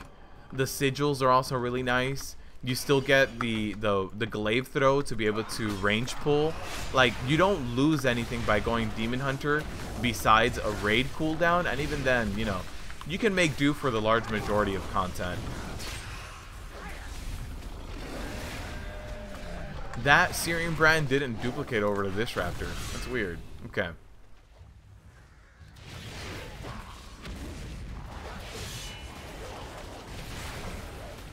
Yeah, I think Demon Hunter tanking was created more for people who are already used to tanking on one of the more traditional tanks.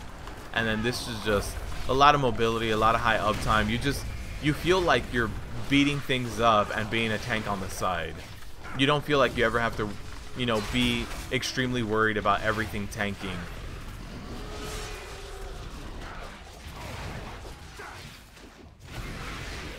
The Valkyrie are the ones making more Forsaken, and Valkyries only follow Sylvanas. She's not going anywhere. You think so? You think they won't like... Okay, so Grand Marshal, how do you think the conversation would go, or how do you think you can take Sylvanas down from the throne of War Chief peacefully without her completely trying to murder whoever's doing it or having to murder her? That's what I have a problem with. I have a problem with imagining how that plays out, because I just don't see it. I don't see Sylvanas going like, oh, you're right, I should definitely not be the strongest Horde. You're absolutely correct. I'm sorry, I didn't think about that. Your argument is valid. Like, I don't know, I don't see it. But maybe it's something I'm missing. How do you think that would happen? Grand Marshal should read Before the Storm. Yeah, there's a lot of war crimes that happen in Before the Storm. There's also, I forget the name of the channel. There's a channel that does recaps of the books. The Lost Codex, I think, right? If you guys have heard of that channel, let me know if it is. I think it's the Lost Codex. They do a lot of talking about the WoW books. Especially they did a lot of recent ones about Before the Storm.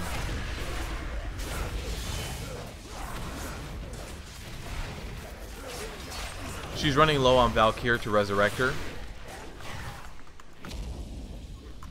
Is she? Was that part of the storyline? You would do it with remote control. Whoa, Brian. Hey. She doesn't have feelings. She can't feel anything anymore. Alright, so interrupt the noxious stench every single time.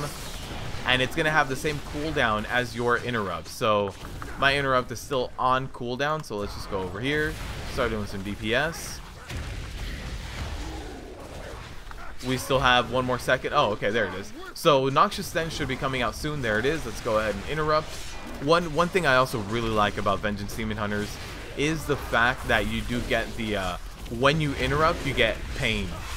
It's just being rewarded for something that you didn't have to be rewarded for. Every other tank has an interrupt and they get nothing out of it. They don't get primary resource or anything like that. Demon Hunter does. It's just the little things. Just the little things.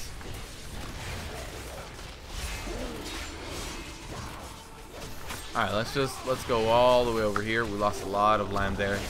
It was all covered behind us. And there it is. Taking him down. Pal, in pieces again. No matter. I can beat you. But when you Brian, it sounds like you have some experience taking down a war chief, my friend. coming back. Alright, so the last boss, I didn't get gear from any other boss. That means I'm gonna get Azurite gear from this boss. One other thing to note is that Azurite gear, even at a low level, you guys see legendaries are 265. So since legendaries are 265, all this Azurite gear is very high level, 280, 275, 285. So your legendaries are gonna get replaced if your legendaries are in the spot of an Azurite piece of gear.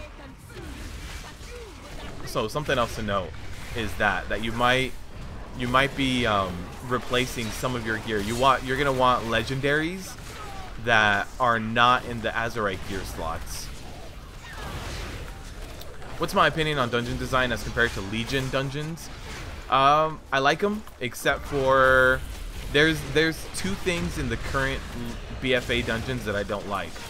I don't like the Motherlode. I think the Motherlode is another Triumvirate, which at the same time, like, I can understand why they want that, to just have one key that's ridiculously hard. The one mythic dungeon that's going to be the great equalizer, you know, like the one mythic dungeon that no one's going to want to do. If they pick it on an MDI, everyone's going to go, oh man, what's going to happen here? Oof, are they going to be able to do this within the time limit? So like the Motherlode is going to be that dungeon. The only other design that I don't agree with is, I believe it's Freehold. Let me look. Yeah, Freehold in the Ring of Booty. You have to capture that pig. That pig runs in a random path. Hold on, let me change these sound settings.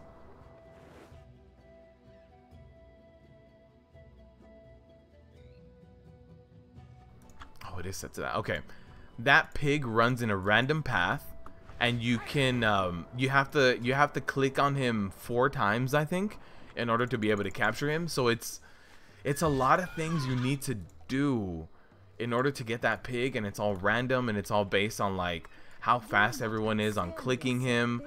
That's the one that I don't like. And then, you know, the Motherlode as a whole, I'm just not crazy about it. That was a really quick dungeon, by the way, guys. Let's time the next one.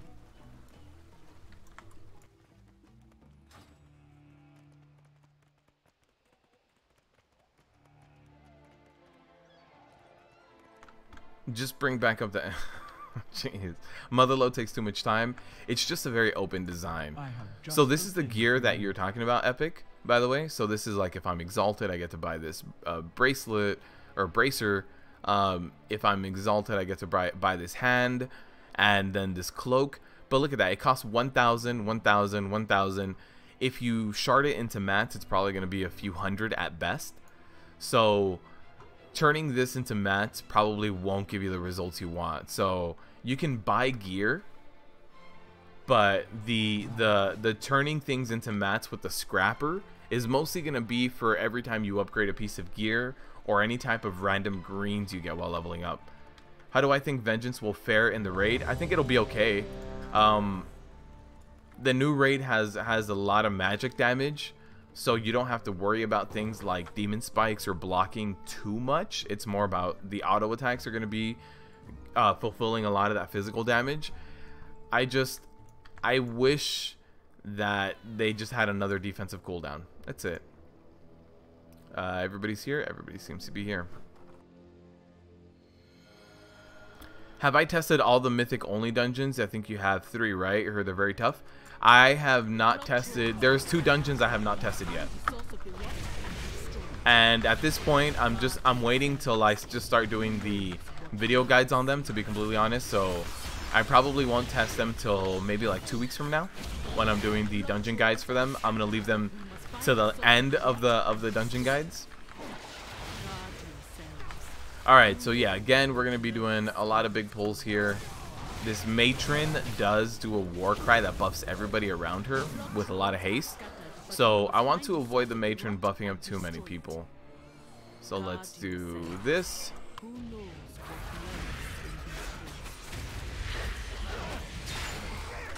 Let's do a Void Reaver. So something else also to note about Vengeance Demon Hunters is that Spirit Bomb again is going to eat up all of your soul fragments, but Soul Cleave only eats up 2 of them. So So if you ever want to get Void Reaver and Spirit Bomb up, I suggest doing Soul Cleave first, so that you don't eat up all your fragments, and then followed it by Spirit Bomb, because Spirit Bomb can happen between 1 to 5 fragments. You don't have to worry about it. Alright, so I threw a silence down there first, just because I knew we have a lot of spellcasters in this pull, and then this pull might end up getting a little bit bad on damage for me. It really depends, but hopefully it doesn't. I seem to be doing okay, but there's a lot of spellcasters in this group. If I wasn't over geared with like legendaries and stuff, I definitely wouldn't be pulling this as much as I am right now. But look at that. Even though the matron buffed all the spellcasters, we still made it out alive. Just a lot of healing required. You saw the guy bought it with gold. You don't remember? Oh, okay. Watching too many BfA videos. Yeah, I don't blame you. Trying to be prepared. So Epic, are you done avoiding spoilers? I know at first you really wanted to avoid spoilers. Did you just embrace it now? You're just like, that's fine. Let's go. Meta seems weak as a defensive cooldown. It's not. So meta is very strong, but the thing is, meta is on a 3-minute cooldown. So when you talk about like any kind of raid fights, you'll get to use meta once, maybe twice. Maybe. It depends on how long the fight is. Most fights are about 4 to 6 minutes. So again, you get to use meta once on a 3-minute cooldown, maybe twice, and even then, meta is a very strong cooldown because it allows you to like throw out a lot of soul fragments. You double your armor. You get some leech out of it. So meta is very strong. But yeah, the fact that there's no equivalent of like anger management. If Demon Hunters had a talent point that was like anger management, where you could reduce the cooldown of something like your meta depending on how many soul fragments you've eaten, it wouldn't be that bad, right? You would have a like 1.5 minute meta, then you could make it happen. But you know, that's not the case. Your cooldown is your cooldown time, 3 minutes, that's it. There's no more gluttony either. Gluttony is a talent point, so gluttony is no longer baked into your spec, because before, when you were raiding, every now and then you would get lucky, proc your meta via gluttony, and then you didn't have to use a cooldown to survive an offensive ability. So it depended on everything before, but nowadays gluttony is a talent point, and you know, it's fighting with a lot of other really good talents. Like, I don't pick it up right now. I don't think it's the best talent in its row. The vendor was standing on a pillar, all goblins. They called, oh, Epic. That's only for the tournament realms, for the PvP realms.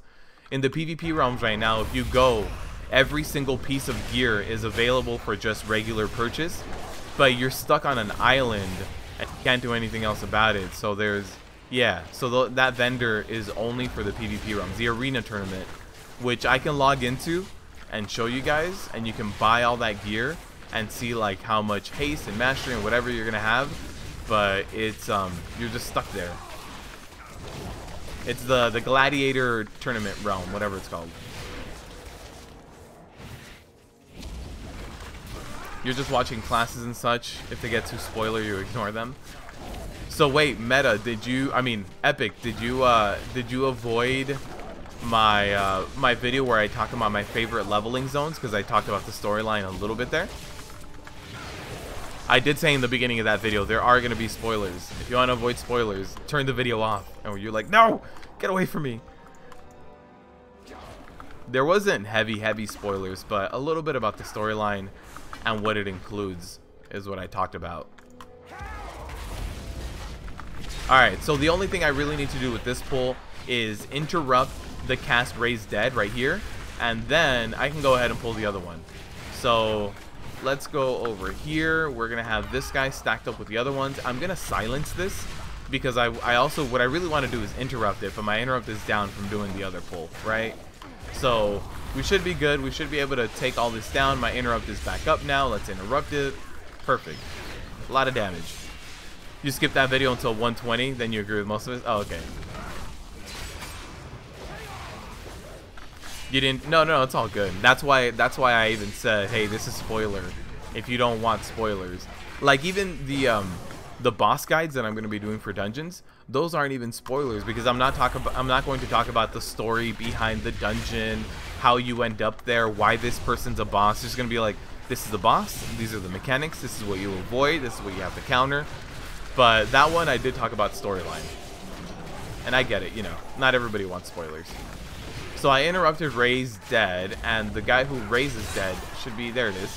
He's down. So I can go ahead and just pull the next one. My interrupt is back up. I'm going to need my interrupt. You don't need to pull these guys, but most people body pull them. So I end up pulling them myself anyway. So I'm going to throw my Searing Brand on. There's the interrupt on one of them. I guess nobody's interrupting the other one, so I'm going to throw my Sigil. Okay.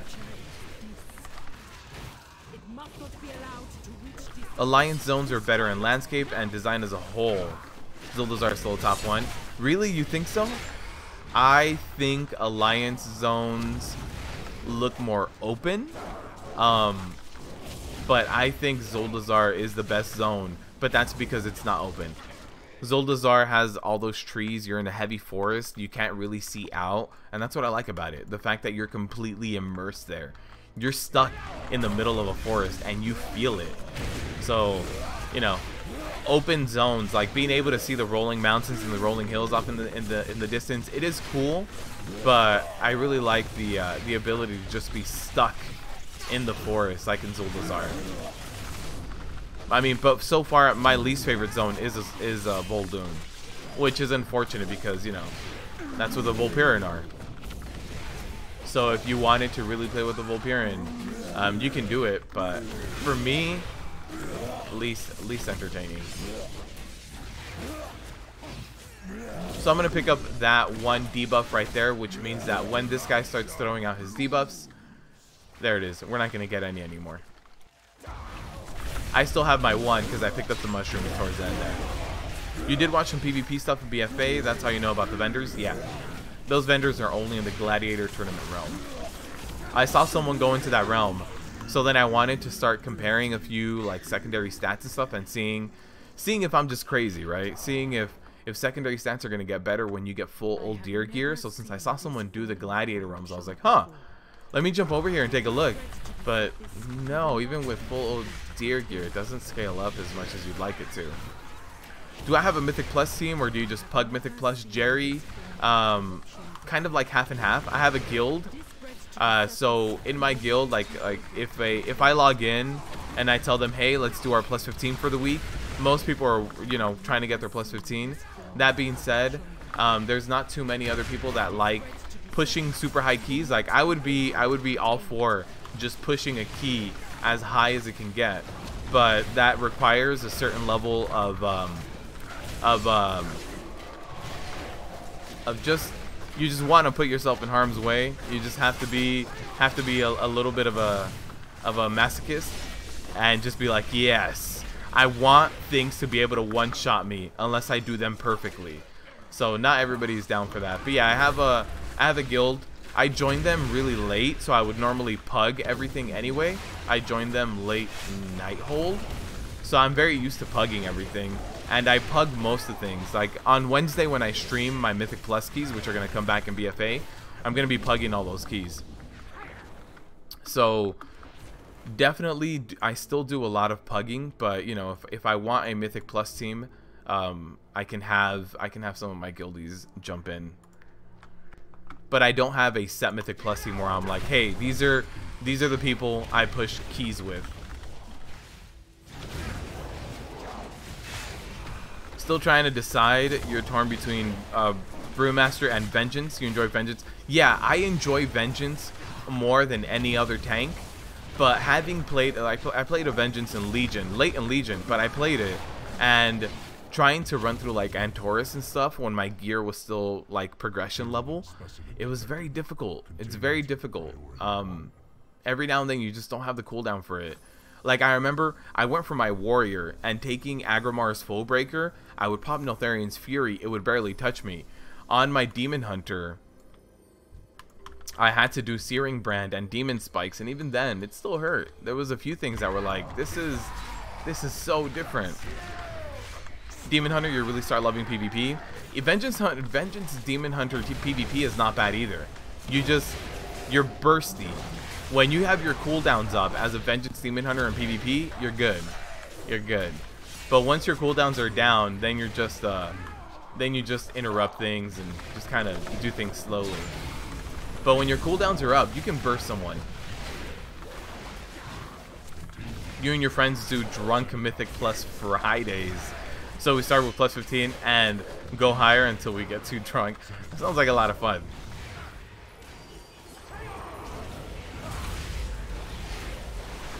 I don't know how well I'd be able to tank drunk. I don't think I've ever played WoW drunk. Huh. It's something to think about. I don't think I've ever done that.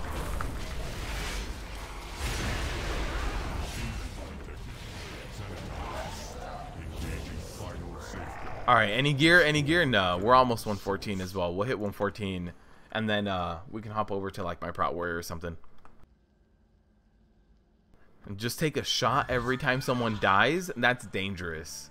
That's dangerous because then there's gonna be that one friend who's gonna die on purpose all the time. That was a 12-minute run, guys. That was a 12-minute run. That is faster than anything I ever did on like a druid. Demon Hunters are just gonna knock things out. That's what puts you off to Vengeance. Do you raid a lot, Ozan? If you don't raid, if all you do is Mythic Plus, then you have nothing to worry about.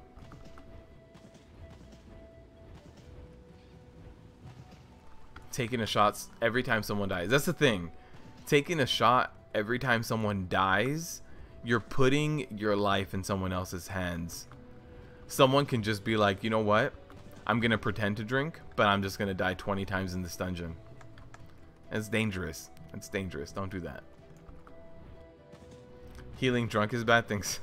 The PC isn't lagging. You're the one that's lagging, Brian. You're just like, oh no. Sorry guys, there's a lot of input lag.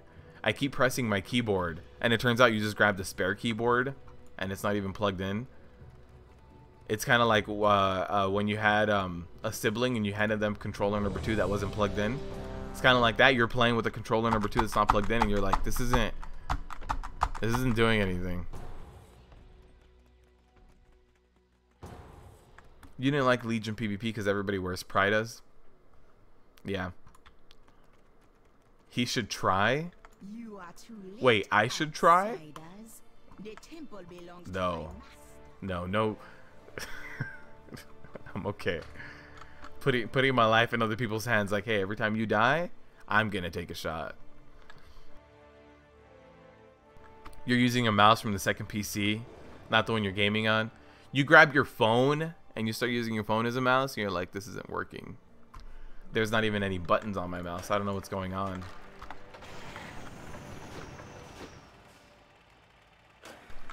Alright, hopefully everybody kills the Colossus first.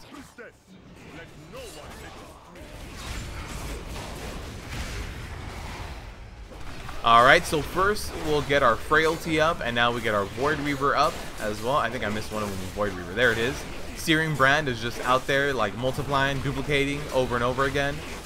And Colossus is going down, but not as fast as I'd like him to. I think he's going to heal. Ooh, it got really close. It got really close, but we got the Colossus down. That's good. Searing Brand is almost off of cooldown because I am running the legendary boots. So that really helps. Every time I Immo Aura someone, my Searing Brand cooldown comes back down a few seconds, and doing the big pulls helps it.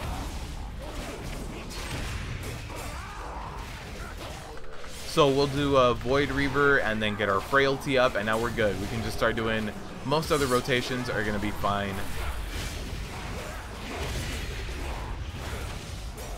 I also got my Searing Brand up on them early on.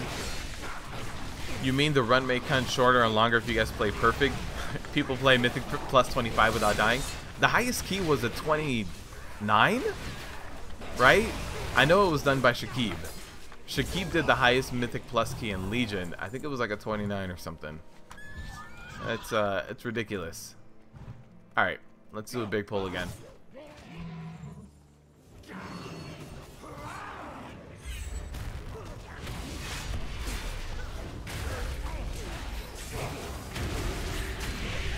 Alright, so we didn't get to Sigil of Chains everything as perfect as I'd like to, but, you know, we got most of the things.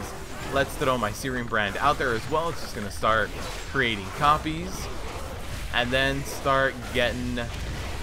There it is. Start getting our Immo aura up. Things are just getting nuked down. My healer's close to getting... Ooh, are we really requiring that much healing? I didn't think we were going to be needing that much healing. Okay. Slow down for our healer to drink up. Drink up, Mr. Healer. Stream on Uldir opening raid? I probably will be, but there won't be as much interaction. Last time I was trying to stream on progression, I realized that me trying to stream on progression and like read chat and everything is not the business. It's harder to keep up with chat on progression. So if I do stream progression, it'll definitely be less interaction you guys are used to than like with these streams. Bef do a drunk through while doing Mythic Plus? No. It would be day drinking too. I'd have to drink like in the middle of the day. Oh man.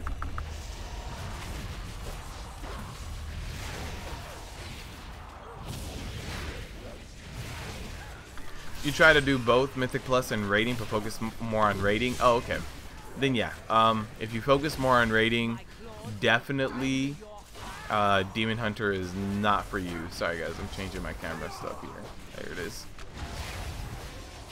Method did a 30. Oh, okay. There it is. That's way too much, man. Was everybody carrying the trinket from Agrimar? The, what was it called? Smoldering Titan Guard, right? I'm really bad with names of just everything in general. Yeah. It takes a long time to engrave any kind of name into my brain.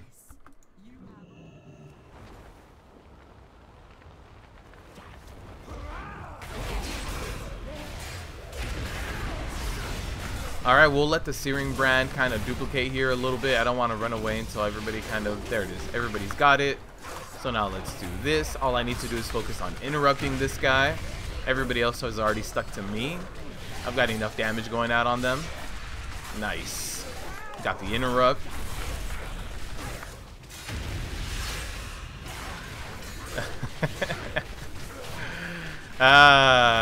Insert alcohol choice here. I've got a little of everything.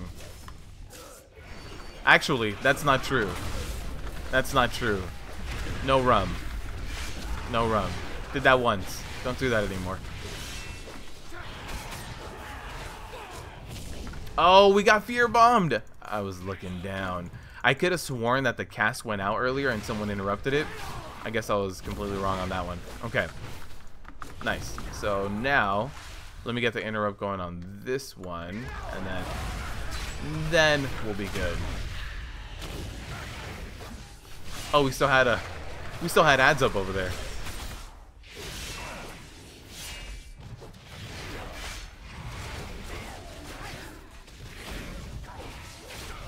Boom, since you're mashing button, don't play WoW while drunk. Next thing you know, you're gonna be facing Sylvanas. You'll just find yourself randomly in the Horde capital and you're like, oh wait, what am I doing here?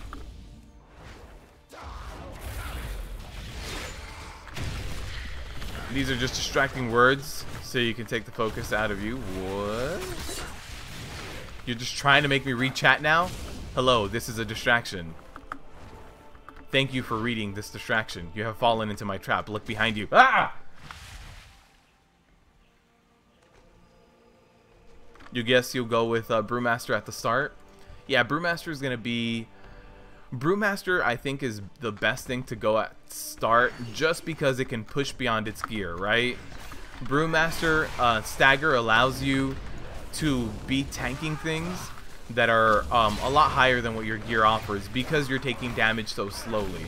So Brewmaster, I feel like, is a go-to choice for the beginning of an expansion. And then once like LFR Uldir comes out, you can start gearing out other tanks because you can get the welfare gear. So as welfare gear comes out, you know, you have less and less use for it. Oh no, I'm gonna die. I'm being devoured.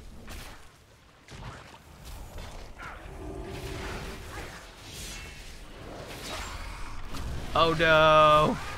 Alright, we're good. Recover! Recover! Alright, let's just go back and hide. Am I gonna be devoured again? Don't do me again this time, please. It doesn't normally pick the tank. It's actually pretty rare for it to pick the tank. How is Brewmaster in Mythic Plus? They're good. Actually, the highest Mythic Plus that has been done in the beta was by a Brewmaster. He did plus 16, I believe. I think I have the video. I can probably link it to you. Somebody told me about it. I looked it up. So yes. Ooh, new fist weapon. Is this? Can I do one? No. Dang it. Dang it. I need to get 2 of them. Okay. I do like the way the new fist weapons look too. It's actually pretty cool. You just want to level super fast in BfA. If you want to level super... Oh god, why did this guy run into things? That was my healer. Oh, and he ran into the fearing mob too. Cool.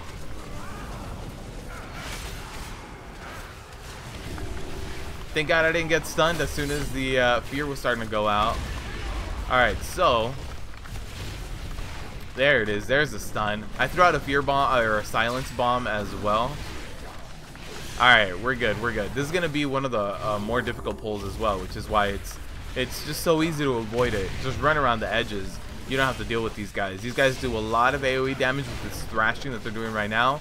They also do stuns. It's just not a pull you want to do. You think should keep tied with him? He did a plus 16. Oh, okay. Do I have it here? No, I don't have it anymore.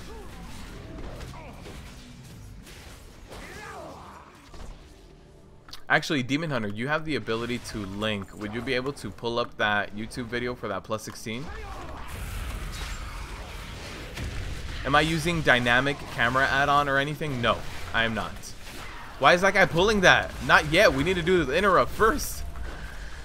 Yeah, the healer's struggling with like keeping mana up and he's pulling. I don't know. I guess. There it is. Uh-oh. Uh-oh, terrifying screech. Oh, I got the interrupt right before. I got the silence right before. There it is. There's the screech. We got an interrupt. Alright, perfect. Trelsky. Oh, that's the name of the Brewmaster. Thank you, Matney. I believe plus 15 is like a heroic raid. Everyone can do it.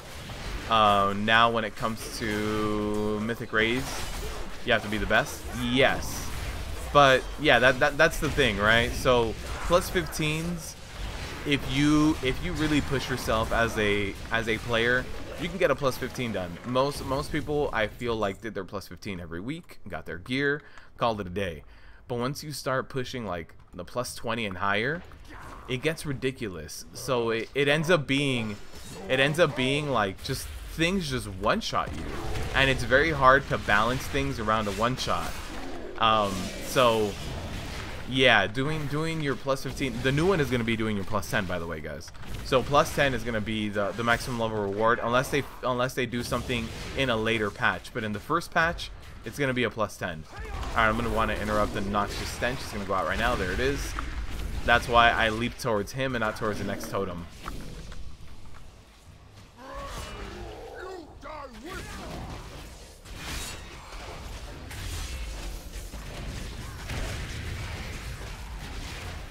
Alright, so my interrupt is back up as well. There's a noxious stench. I was going to say, we should be seeing a noxious stench soon. As soon as I said it, we're able to see it.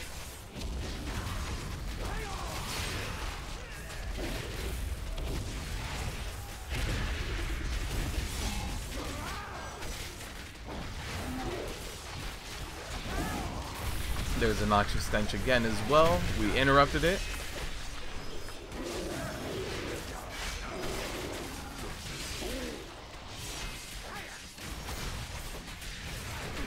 This guy also normally really hurts tanks, but yeah, once you're overgeared. Oh, by the way, yes, Epic, I was saying the fastest way of leveling is try to find a group that is willing to dungeon grind with you, and just spam dungeons from level 110 to 115. As long as your legendaries are working and your old gear is working, spam dungeons, because you can get them done very quickly. Like right now, 12-minute dungeons. In 12 minutes, I can get 1/3, 1/4 of my level. It's really, really fast. But as soon as you hit that 115, it's probably going to be faster to spam world quests, or to spam questing. So at that point, you're going to want to do questing. But from 110 to 115, I would really suggest... Oh, man. Pull for your tanks, everyone. So yeah, as soon as you hit 110 to 115, or 110 to 115, I would highly suggest doing it by dungeon crawling with a group that you know can do it fast. If you have a group that's doing like 30-minute dungeons, probably not the best for you. But if you're doing 12 to 15-minute dungeons, you're golden. You're golden. Oh hey, the ad reached the boss. Can I add something to my Warrior Week auras to let us know when Thunderclap is up for the talent? So if you run the talent legendary, the only reason why I was going to add it, but if you run the talent, your Thunderclap is off every other global cooldown. So if you run the talent, you do Shield Slam and then it's Thunderclap, and then you have one other global and then Thunderclap. So Thunderclap is every other global cooldown. So I didn't feel like it was necessary, but I can add a Thunderclap weak aura if you'd like as well. So our healer died. Our healer who likes pulling for me died. That's great tips. Yeah, no problem. But yeah, it's only going to be better if you're running really fast dungeons. So you need a group that's going to just absolutely kill it on the time. But yeah, the whole Warrior Week Aura Thunderclap, that's why I didn't do it. Just because if you do run that... So I'll log on my Warrior right now. I almost hit 114. So by next week, I think I should be 120 on my Vengeance Demon Hunter so we can do Mythics. What am I going to main in BfA? My Prot Warrior. And then the other one is up to a poll. And you guys can vote here. And right now, Brewmaster Monk is winning. So probably Warrior Brewmaster Monk. That makes sense. Yeah, let me show you actually. So this is my warrior, my most geared toon in BfA right now, and it's all gonna be deleted in 3 weeks. So if I run, where is it? So if I run Unstoppable Force, you see the cooldown of my Thunderclap. No face. The cooldown of my Thunderclap is 5.3 seconds, which means that reducing it by 50% makes it 2.65. So let me also run Anger Management, Vengeance. Now that I have a Vengeance Weak Aura, I'm digging it. Into the Fray, as long as you have people who can stack up on you. But let's pop Avatar and show you. So I have Avatar, Thunderclap. One more cooldown. Thunderclap, Shockwave, Thunderclap, Demo Shout, Thunderclap. So it's 1 in 1, right? So Shield Slam, Thunderclap, Devastate, Thunderclap. So it's, if you're running the talent point for the Thunderclap, it's just 1 every other time. Now that being said, if you're not running the talent point, it's once every 6 seconds and then determined on your haste. So I could throw on a weak aura for Thunderclap if you guys feel like it would be useful. I do like running Dragon's Roar right now though. Also, something I added a little bit after I made the video was I had a different one. I had a little icon here that would let me know if Battle Shout was on. So something I added was this icon right here has a Battle Shout grayed out. So if you haven't done Battle Shout, it's grayed out. But as soon as you pop Battle Shout, it gets colored in. So it's kind of a reminder of like, hey, you have a buff now. So you guys see I have Battle Shout on. This is colored in. As soon as I remove it, I no longer have it on. And this works for anyone else. So if there's another warrior in your raid group and they used Battle Shout, then it's still colored in. So that's something else I added after I made the video. There's no Warfront right now. So again, not colored. As soon as I pop Battle Shout, there it is. It's colored. Now we're good. Was gonna play Warrior yourself, but you dislike IP on the global cooldown? Yeah, me too, Ozan. Me too.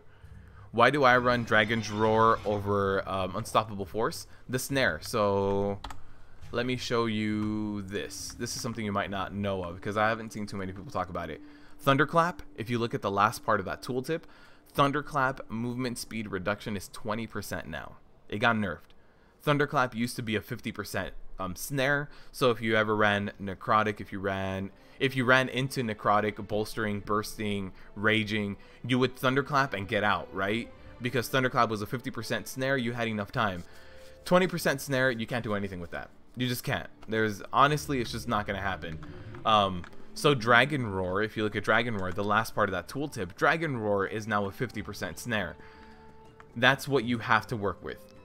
So if you're running Mythic Plus, if you're running into Necrotic, if you're running into bolstering, bursting, raging, maybe even some fortified high keys where you need to kite, Dragon Roar is going to be the way to kite. That is the only way you have left to kite as a prot warrior, because Thunderclap is 20%.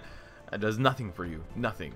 So Dragon Roar is the go-to kite, and like I don't know what the affixes are this week, but since I'm running Mythic Plus on my warrior, I prefer. I'm gonna go open up the chest, by the way. I prefer running Dragon's Roar for the ability to kite, because there's no other way I'd be able to kite. So Unstoppable Force is really nice for picking up AoE threat and doing AoE damage. So if you're running a low key, or if you're running something that's on farm, if you're world questing and want to do more damage, Unstoppable Force, absolutely. You get to spam Thunderclap, you're doing a ton of damage, you're doing a ton of threat generation as well. But if you need to kite, you either need to have someone in the group that you know, like a Frost Mage or something, have them throw down Blizzard for you. You need to have someone else who's going to do the snaring for you, so you need to rely on someone else. Or if you're going to rely on yourself, if you pug a lot and you're like, I am the one that needs to snare everything, then you need to run Dragon's Roar. So Unstoppable Force is for people who are either A, not pugging, or B, need to kite and want to rely on themselves for the ability to kite. Yeah, so Unstoppable Force, I see it. It's really good for threat generation. And threat generation, it's a bit problematic right now, but you know, since I do pug everything, Dragon's Roar is the go-to for me. I am going to be doing a video more in depth about prot warriors and how everything has changed in BfA. I started writing out the script yesterday. It's going to be a long video. And that's the thing, like I'd prefer trying to keep it down to less than 10 minutes, but it might be around the 10-minute mark, so we'll see. I started writing everything down, all my ideas and everything that actually did change. What did we get? What do we get? We got a 350 trinket, not bad. And a +2 Teldrassil. I love me some Teldrassil. Teldrassil will get me Teldrassil will definitely get me a new shield. Except +2, it won't get rid of this. This is a +3 shield, or equivalent to a +3 shield. All right, so we did replace one thing. We got one upgrade, 351, not bad. We can also level up our Heart of Azeroth because I haven't finished any of these, and it'd be nice to getting a 5-item level upgrade. But let's run a Mythic Plus. Let's run this Teldrassil key. This week we have Sanguine, Grievous, and Fortified. So Grievous is going to be the one that's going to make your healers want to gouge their eyes out. Sanguine won't be too bad. So let's set up a group. Dungeon, start a group with Teldrassil. It was Teldrassil, right? Oh, Teldrassil, not a Teldrassil. Oh, Teldrassil is not bad. I don't mind Teldrassil.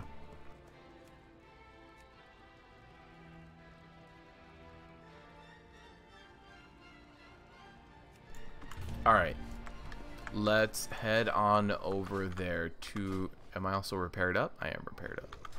I'm a little damaged. I'm okay. 375 trinket, got it.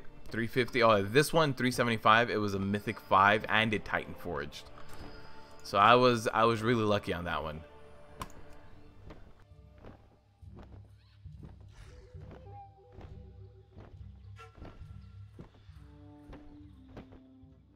You hope they fix the issues of Warrior in 8.1? I hope so too.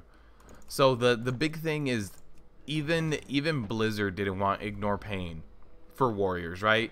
They nerfed it, they removed it, they gave us an alternative with Bolster, and then they brought it back and they were like, fine, here you go, you do need it. So even Blizzard is like, we don't want Ignore Pain, but we don't know what else to give you. So I really do think that after the first raid, there are gonna be big changes to Prot Warrior, big changes. As far as what those changes are, who knows? We already have a lot of armor, we already have a lot of block value, so it probably won't be going in that direction. I feel like they might give us I need to go to Tiragard. I feel like they might give us maybe Leech. Yeah, because even Avoidance, you don't want Avoidance. That's why you don't run a high crit build. You want to get hit to generate threat, to generate rage. So we'll see what they do. I feel like the only solution is, if they don't want to give us a bubble, they should give us Leech or something, or maybe like a frenzied regen, something to help us maintain ourselves slowly, right? A very slow overtime heal. Or with Leech, we also have to be very offensive and just start, you know, smacking things down. But yeah.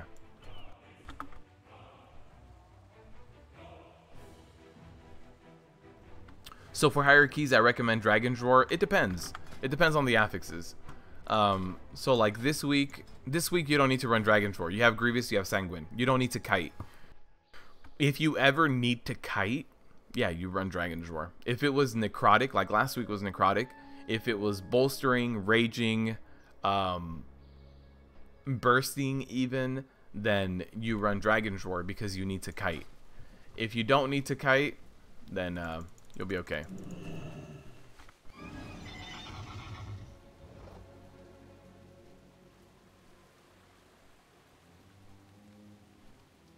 You're just 10 levels below me. Warrior has been painful to play all week, but you made him since vanilla, so you're not giving up now. Your hope is older patch will hotfix shield block to 2-second reduce cooldown. This is the thing. Blocking is too good right now. Blocking is way too good. If I mouse over my block, if I block an attack, I'm blocking 42% of damage. That's way too much on a block. So I don't feel like they're gonna reduce the cooldown of shield block because it's way too strong. I'm not in war mode.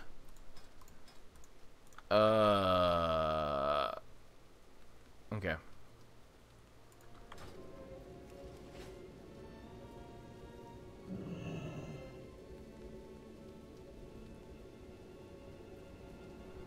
No more. How you doing, man?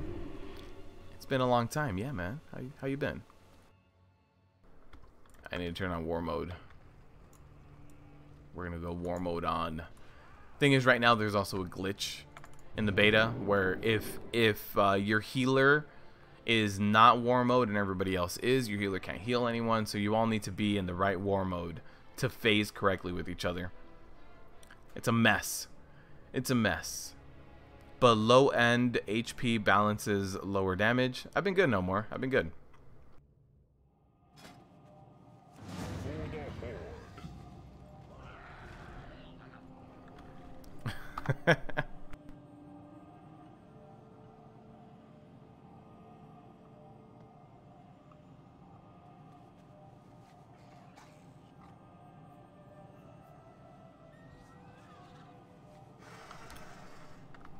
Okay, they want war mode off. Okay. A low end HP balances lower damage. I agree, but I feel like blocking is already very strong. If they give us, the thing is, shield block makes it so that you block 100% of things.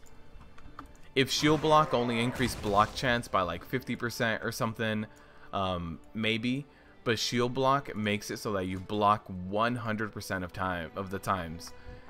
That means that you see how my block does 42%?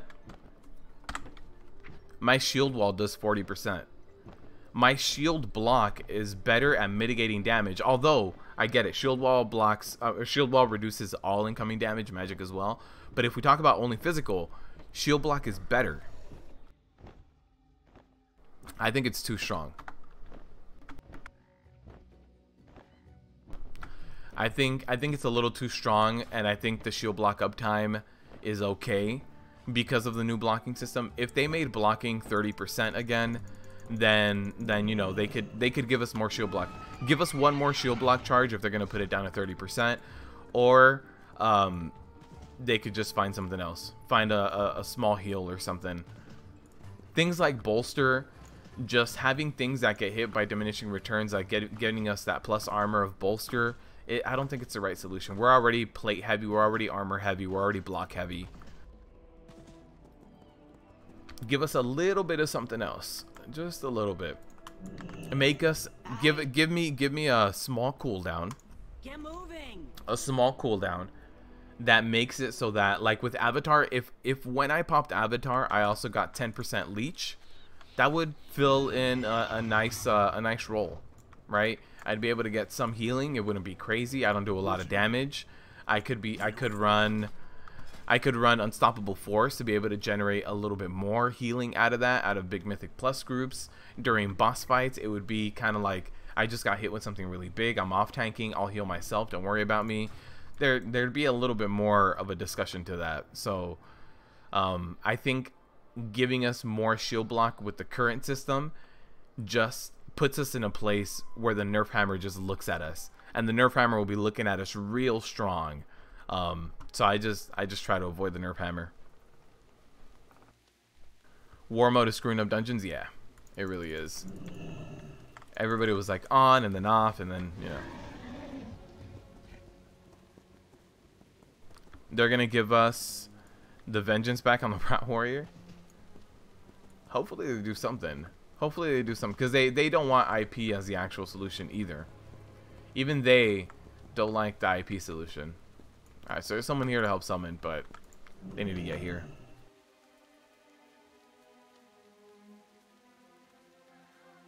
Main problem is, like you said, you'll take worse mitigation for the constant uptime. Those slumps hit hard. I agree. I agree.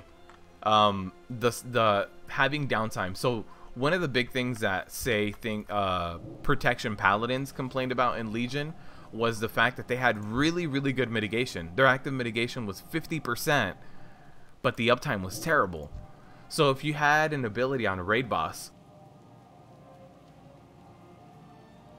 let's take a look at like Varimothras, right?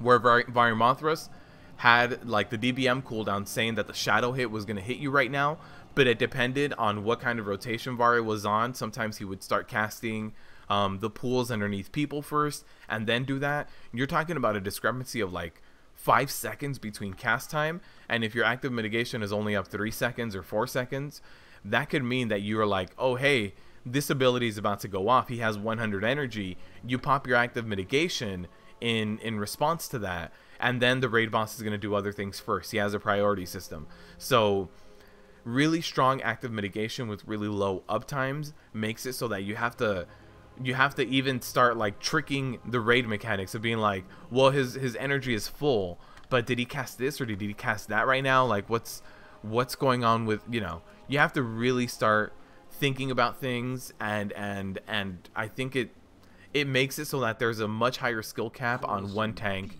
rather than on every single tank having the same skill cap. So I never want to be overpowered. I'm always really hesitant to be overpowered when it comes to any class, because whoever is the most powerful, whoever is the most overpowered, even if it's for a one-trick pony thing, you're gonna get nerfed.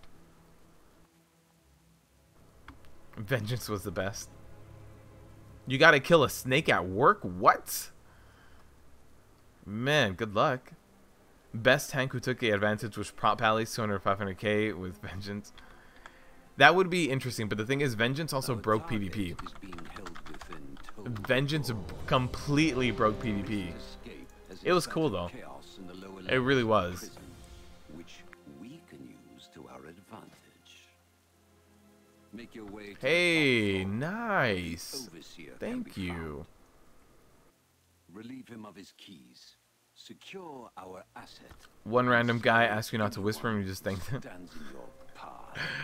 Oh man. Alright, where's this hey, thank you. A flask? Increasing my stamina? Nice. Let's do everybody's ready? Alright, let's go. Our target Let's pop our battle cry as well. the goal. Let's go this way. I don't want to jump in too fast in this dungeon because the raid boss, like if I just mount up and run straight in, you guys are gonna see the raid boss pops out through the ground right here. Where is it? See, the raid boss is over here, like running through. If you run over here and that hits you, it's a one-shot. So you got to be careful.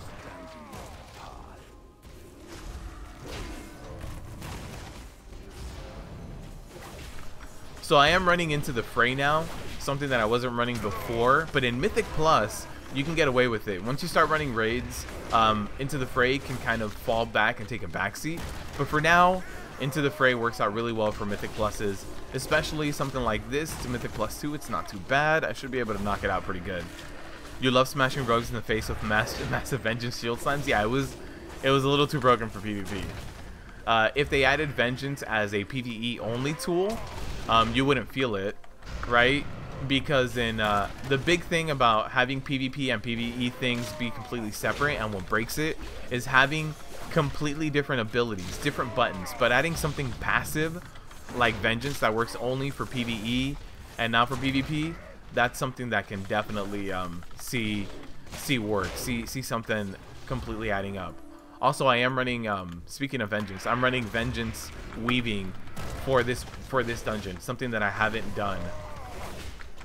Ignore that. So yeah, I haven't done too much vengeance weaving prior to this. Although it's not too bad. Not bad at all. It helps me cleave a little bit better. It's one thing I'm definitely seeing from it. You used to have to stress relief 30-man raid. You used to gank every single horde. Oh man. The prop pallies?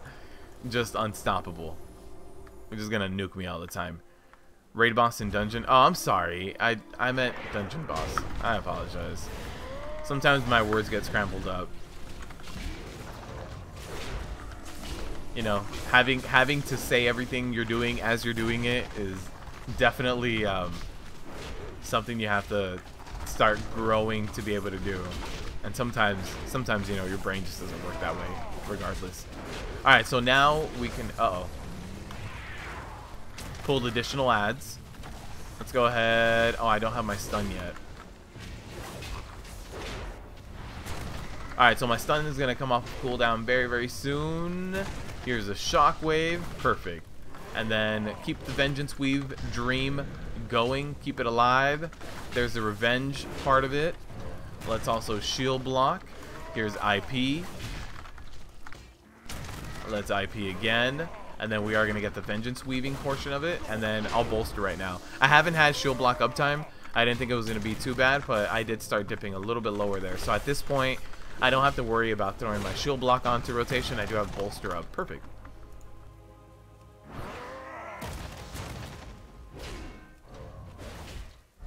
So again, these guys are going to be a little bit better to kind of like block everything on. But the damage taken, not too bad when you're blocking all the things.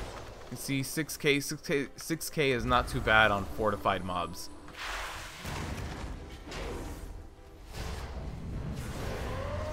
Alright, a little bit of blocking again. You hate the new Vengeance Demon Hunter changes, you feel like you're squishy. The one thing that I'll agree with you with the new Vengeance Demon Hunter changes, oof, that's hurting. Guys, hold on. I'm bitten. I need heals.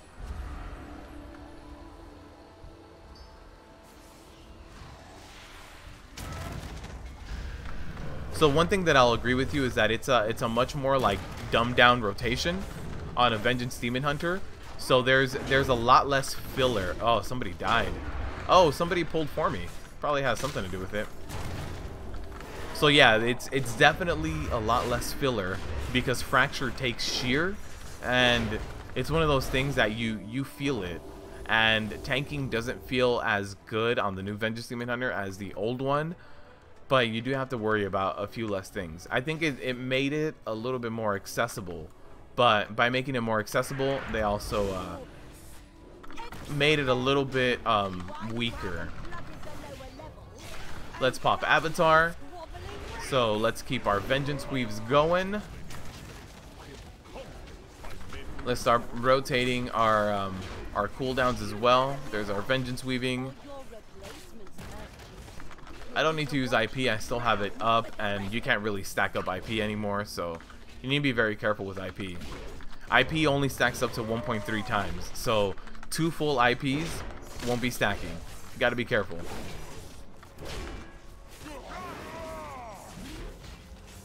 How's the Warrior Dream? Will I be maining Warrior and BfA? Do I find myself using Devastate a lot? I do.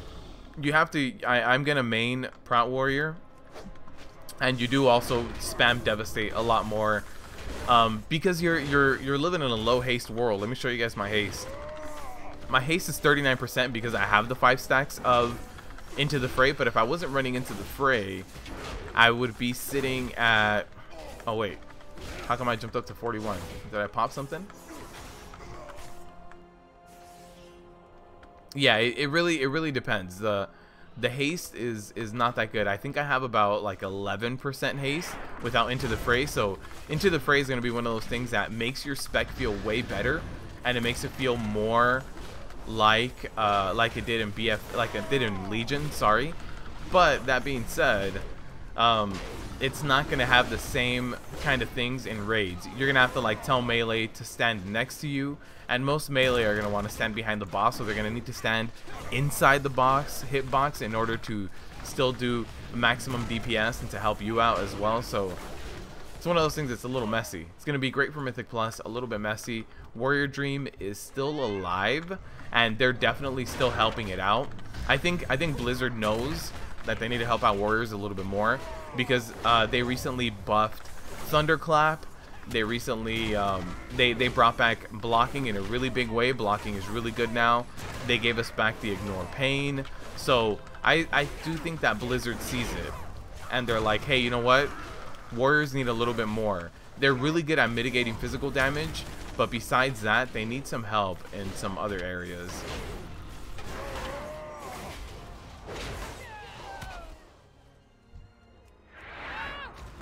So yeah, Warrior Dream is still alive. I am going to be maining a Warrior, but I'm also going to be having a Brewmaster Monk right behind my Warrior at all times. Maybe even at certain times, my Brewmaster might even become better geared than my Warrior. We'll see. As it changes from raid to... I want to say tier to tier, but I guess it's not tier sets anymore. So from raid to raid, we're going to see how each tank is performing.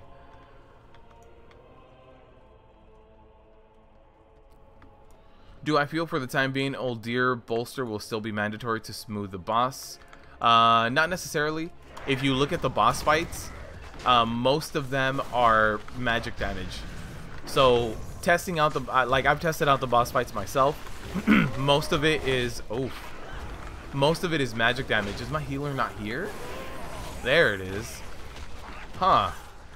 So yeah, most of it is magic damage, so things like Bolster are going to have limited availability. The best part about Bolster is going to be 1 minute less on last stand, which is going to help you with the magic damage, but the actual blocking portion of it, it's really just auto attacks. It's really auto attacks, so it's not going to be game breaking to fill in the gaps of shield block. And also like when you were in Legion, Legion shield block uptime, you really needed a high amount of haste. You really probably needed like 40%, and early on not many Proud Warriors hit that 40%. But when you're raiding, you tank for a little bit and then your off tank taunts off of you. So when you're raiding, your need for the uptime to be 100% is not that bad. You can get away with the gaps by just not using it when you're not active tanking. In Mythic Pluses, it's going to be a little bit more, and that's where Bolster kicks in. Bolster's going to fill that gap. The only part that just still is going to feel bad is going to be Ignore Pain on the global, because it doesn't generate threat. Look at that. Like, this guy's not even threat to me anymore, right? So I would need to like taunt that. So yeah, it's gonna be like, hey, you're gonna lose threat. Ignore Pain is on the global. Every now and then you just need to do something that generates no threat, doesn't do much. So that's the main part that feels bad on warriors. Everything else, you just get used to it. Like right now, I don't need to use shield block for that pull. It's just one little guy, right? They're simplifying the classes for people who can't learn running, who want to excel and push through the roof. Well, the thing is, after the MDI came out, people started seeing that Mythic Plus was actually pretty cool. Like, if you played through Legion, most people really enjoyed Mythic Plus. I know I really enjoyed Mythic Plus. I think it's a very, very good system. That being said, I think with the MDI, they got a lot of old eyes, a lot of people who used to play and stopped playing back into WoW. So what they want to do is bring in people to do MDIs again, to compete. They want the esport to kind of become first. And so with that, they do need to kind of I was not getting heals. I just died. Prot Warrior rip.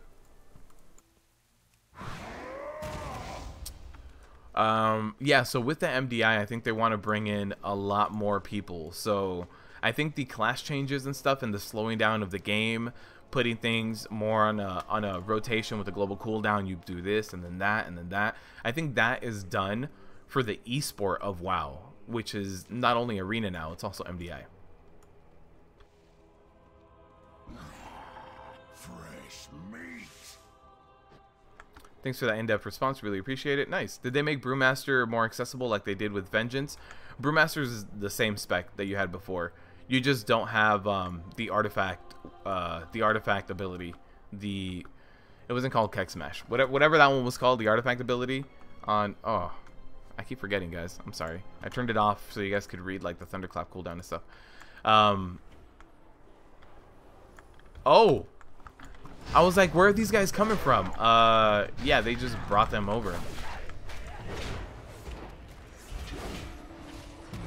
So hopefully our healer is here. I don't seem to be getting healed. I think I'm just slowly dying. There it is, heals. Nice. But yeah, the Brewmasters are just they're about the same. Some of their talent points are different. You generate less orbs, so there's less self-sustain. But then again, every single tank has less healing. So a lot of the healing from tanking just kind of went away in BfA. They want you to need a healer. So that's definitely different, but that's more of a change for every single tank. You smell a ripkey? Yeah, me too. So just good timing of last shield wall on command. Yes. You've got your 5 tanks to 965 without even stepping into Antorus. Nice. So you definitely did a lot of that Mythic Plus.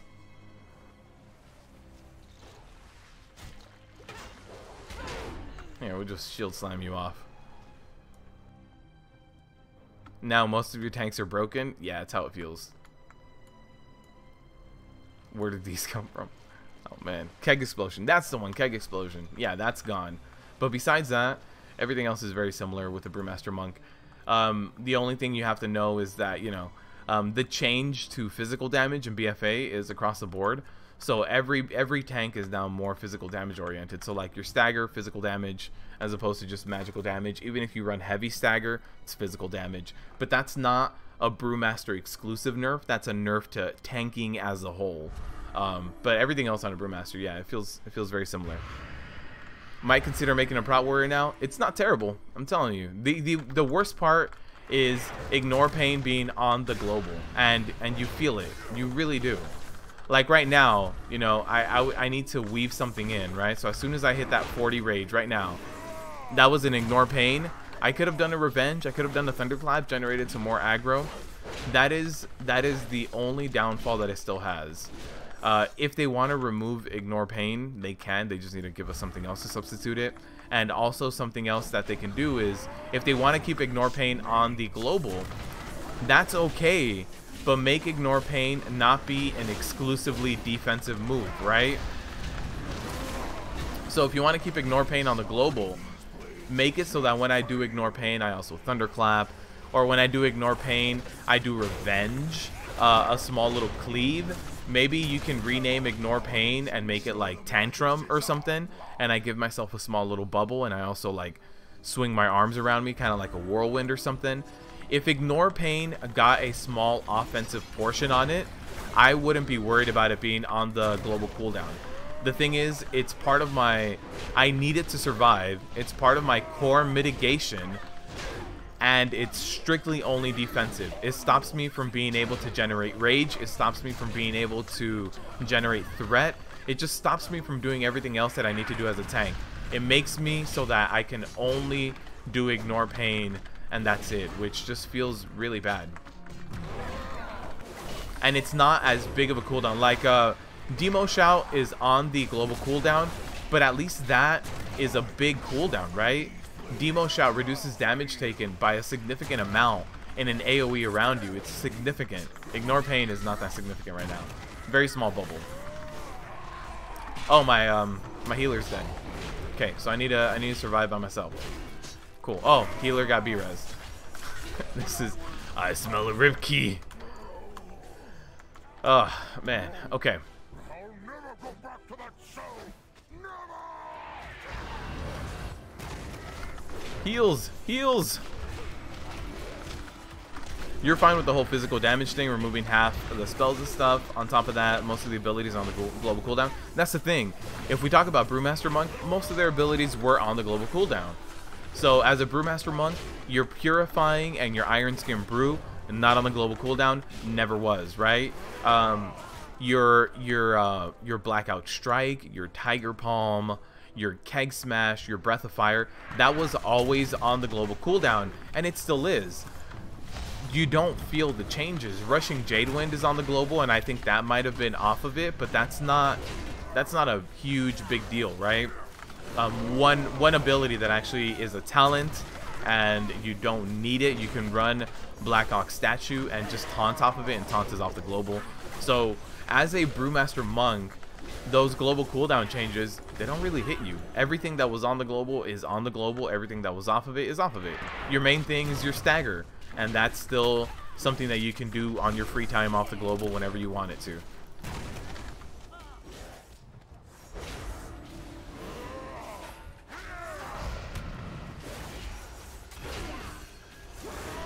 Global is bad, having to choose between threat. Yeah, so like the whole global change, I understand it if it was a little bit more uniform, right? I would find it hard for anyone to argue that Ignore Pain is not part of our normal everyday mitigation.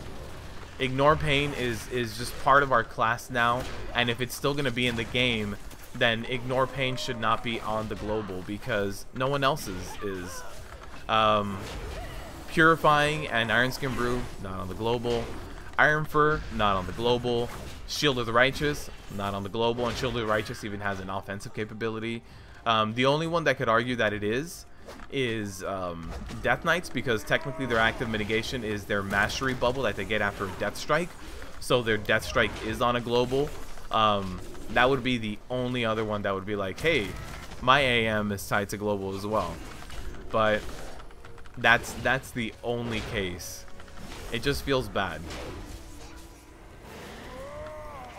Semi-unrelated, but for Paladins, you guys know in BfA, Blessed Hammer will go the go-to talent or increase magic mitigation with Holy Shield.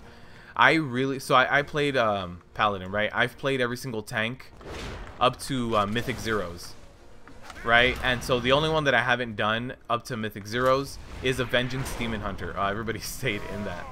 The Vengeance Demon Hunter is the only one I haven't done up to a Mythic Zero. So as a prop Paladin, the go-to is going to be Redoubt. And what that does is that after you throw Avenger Shield, you gain 75% block value. So if you run Heavy Mastery with Redoubt, you are going to be blocking a lot of damage. It's gonna be, you're really gonna like it. That being said, Blessed Hammers is definitely a much more autopilot version of the spec, right? So if you run Blessed Hammers, you always have hammers up. You have like Avenger Shield come off of cooldown pretty quickly. There's a lot of positives to running Blessed Hammers. But who died? The guy in the cannon? There's friendly fire, and people were standing on top of the mob. But yeah, prop paladins are very strong. I would say Blessed Hammers is the autopilot version of it. If you just run Redoubt, that's going to be the more go-to version, to be honest with you. And then Holy Shield, the magic mitigator, is going to be for certain mythic pluses with heavy magic damage or raid bosses. So yeah, I think that's how prop paladin is going to work out. The Redoubt talent point is just very, very strong. It makes it so that, you know, so like right now with this shield, I'm blocking 42%. If you're on a paladin, it's also the same thing. Block value scales the same on a warrior and on a paladin. But if you multiply this by 0.75%, you don't get close to the double or anything, because you do get hit with diminishing returns. But that means that your reduction of a block would go from 42 to like 60 something. I can log on my paladin after this and show you. I'll do that. So you'll go from like 42 till you'll jump like 20 something percent more damage mitigated. The only thing is, your block chance on a prop paladin is based on your mastery. So you're gonna have to, you know, go heavy mastery.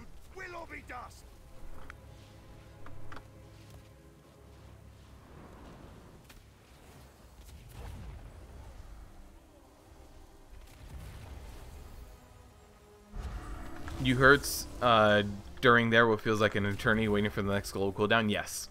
Compared to the Legion playstyle, this BfA playstyle is very slow. Very, very slow. So it takes getting used to. I can tell you that I've been playing the beta for a few months now, and I have gotten used to the slower version of this. But it does, you have to get used to it. There's not much. There's no way around like, hey, this just feels slower. It does feel slower because it is slower. Oh man, are we not doing the thing? All right, Mr. Rogue, you need to get out of there.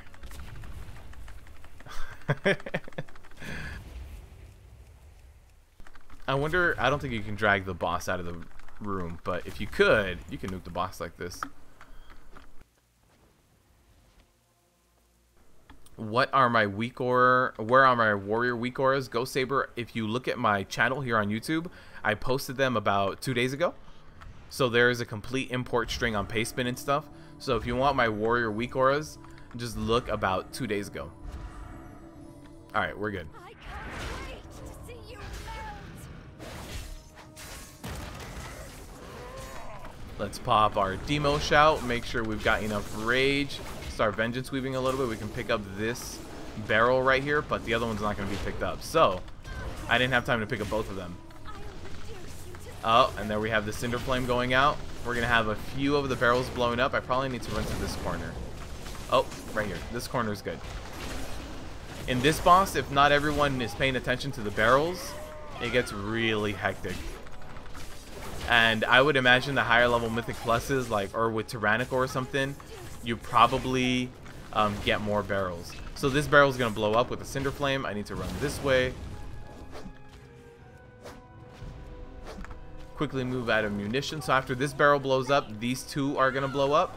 So I need to run over here and into this corner back here again, because this other one's going to blow up over here as well. So let me show you guys the floor. You either need to find the one corner that doesn't have a barrel that's blowing up, or everyone needs to be on their barrel game and knock things out. Let's pop a demo shout again, and I need to run out of here. This is going to be the only safe spot. I think everyone's going to blow up. Yeah, most people blew up on that one. Here's another cinder flame. It's going to blow up that one. Nice. We're good. But then the Brewmaster self-sustain is down the drain. You can't even hit 1k HPS. Oh yeah, HPS on every class except for DK and Demon Hunter is gone. You no longer do HPS as a tank. That's just not a thing that happens. Heal yourself, healer. Alright, this guy just needs to be kited. He just does a thing where he does a ton of damage. Or he just always has a thing where he does more damage. So let me start kiting him a little bit. If you guys see, he's got this guy. Damage done increased by 100%, but movement speed reduced. So I built up a decent amount of threat. I could probably just finish kiting this guy now. As long as somebody keeps snaring him, which I hope they're doing. I think so. I think this is a good snare, right? When you saw a bear doing 8k DPS and 3k HPS, that's crazy strong. Yeah.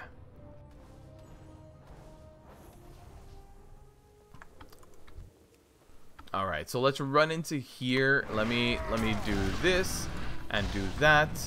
Okay, so our healer jumped into the cannon, which is good. Hopefully we get some good DPS here. This does have friendly fire, again, that cannon, so you just don't want to be there.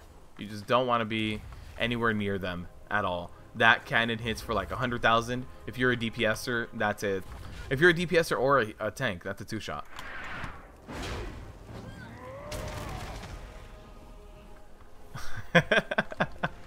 Oh man. Alright. So we can taunt this guy, or this guy is on me. Yeah, I taunted him. Okay. Just keep running. Okay. So also there's one more trash pull and then we go to the boss. We'll see how this goes. We'll see how it goes. Hey, only one of these guys is active now? Oh, there it is.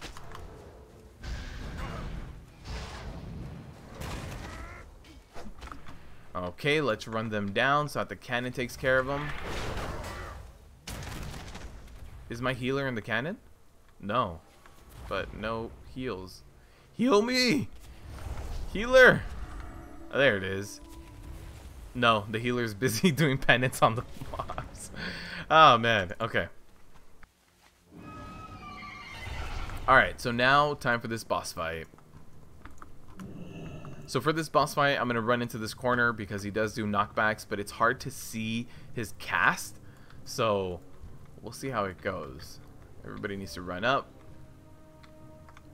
We got a warlock very far away. Alright, we're good. Come on, Mr. Warlock.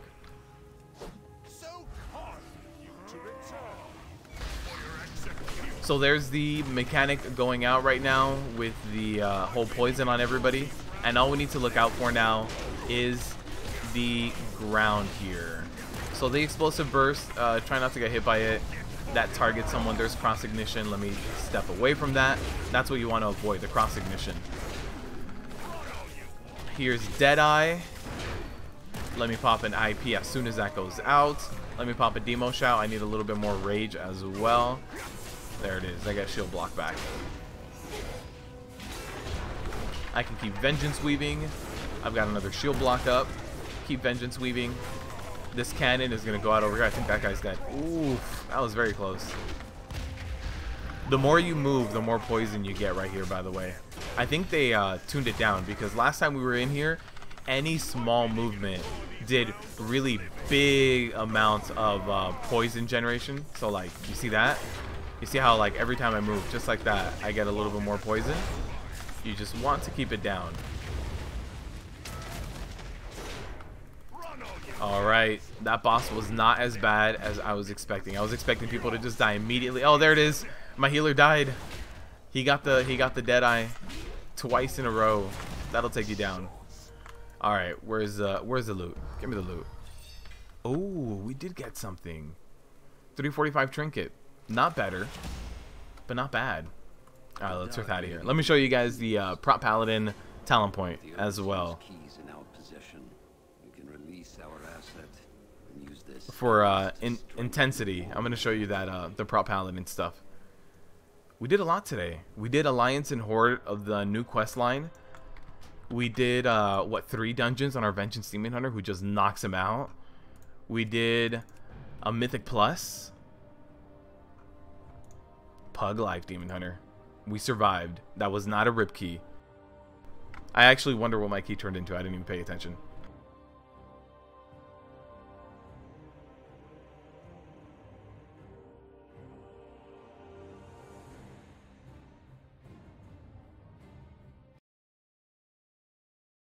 So intensity, if I show you, so this kind of stuff doesn't matter too much. I normally run Unbreakable Spirit, Blessing of Spell Warding, Repentance,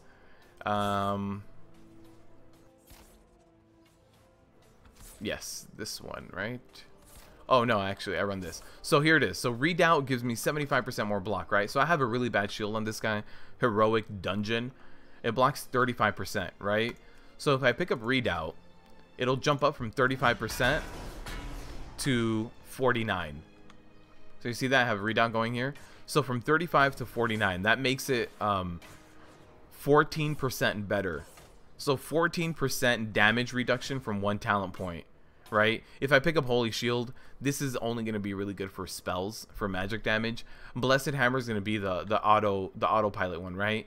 Especially because when we talk about Blessed Hammers with the threat changes, Blessed Hammers is going to be really good for you when you run Mythic Plus because you can do AoE pickups, right?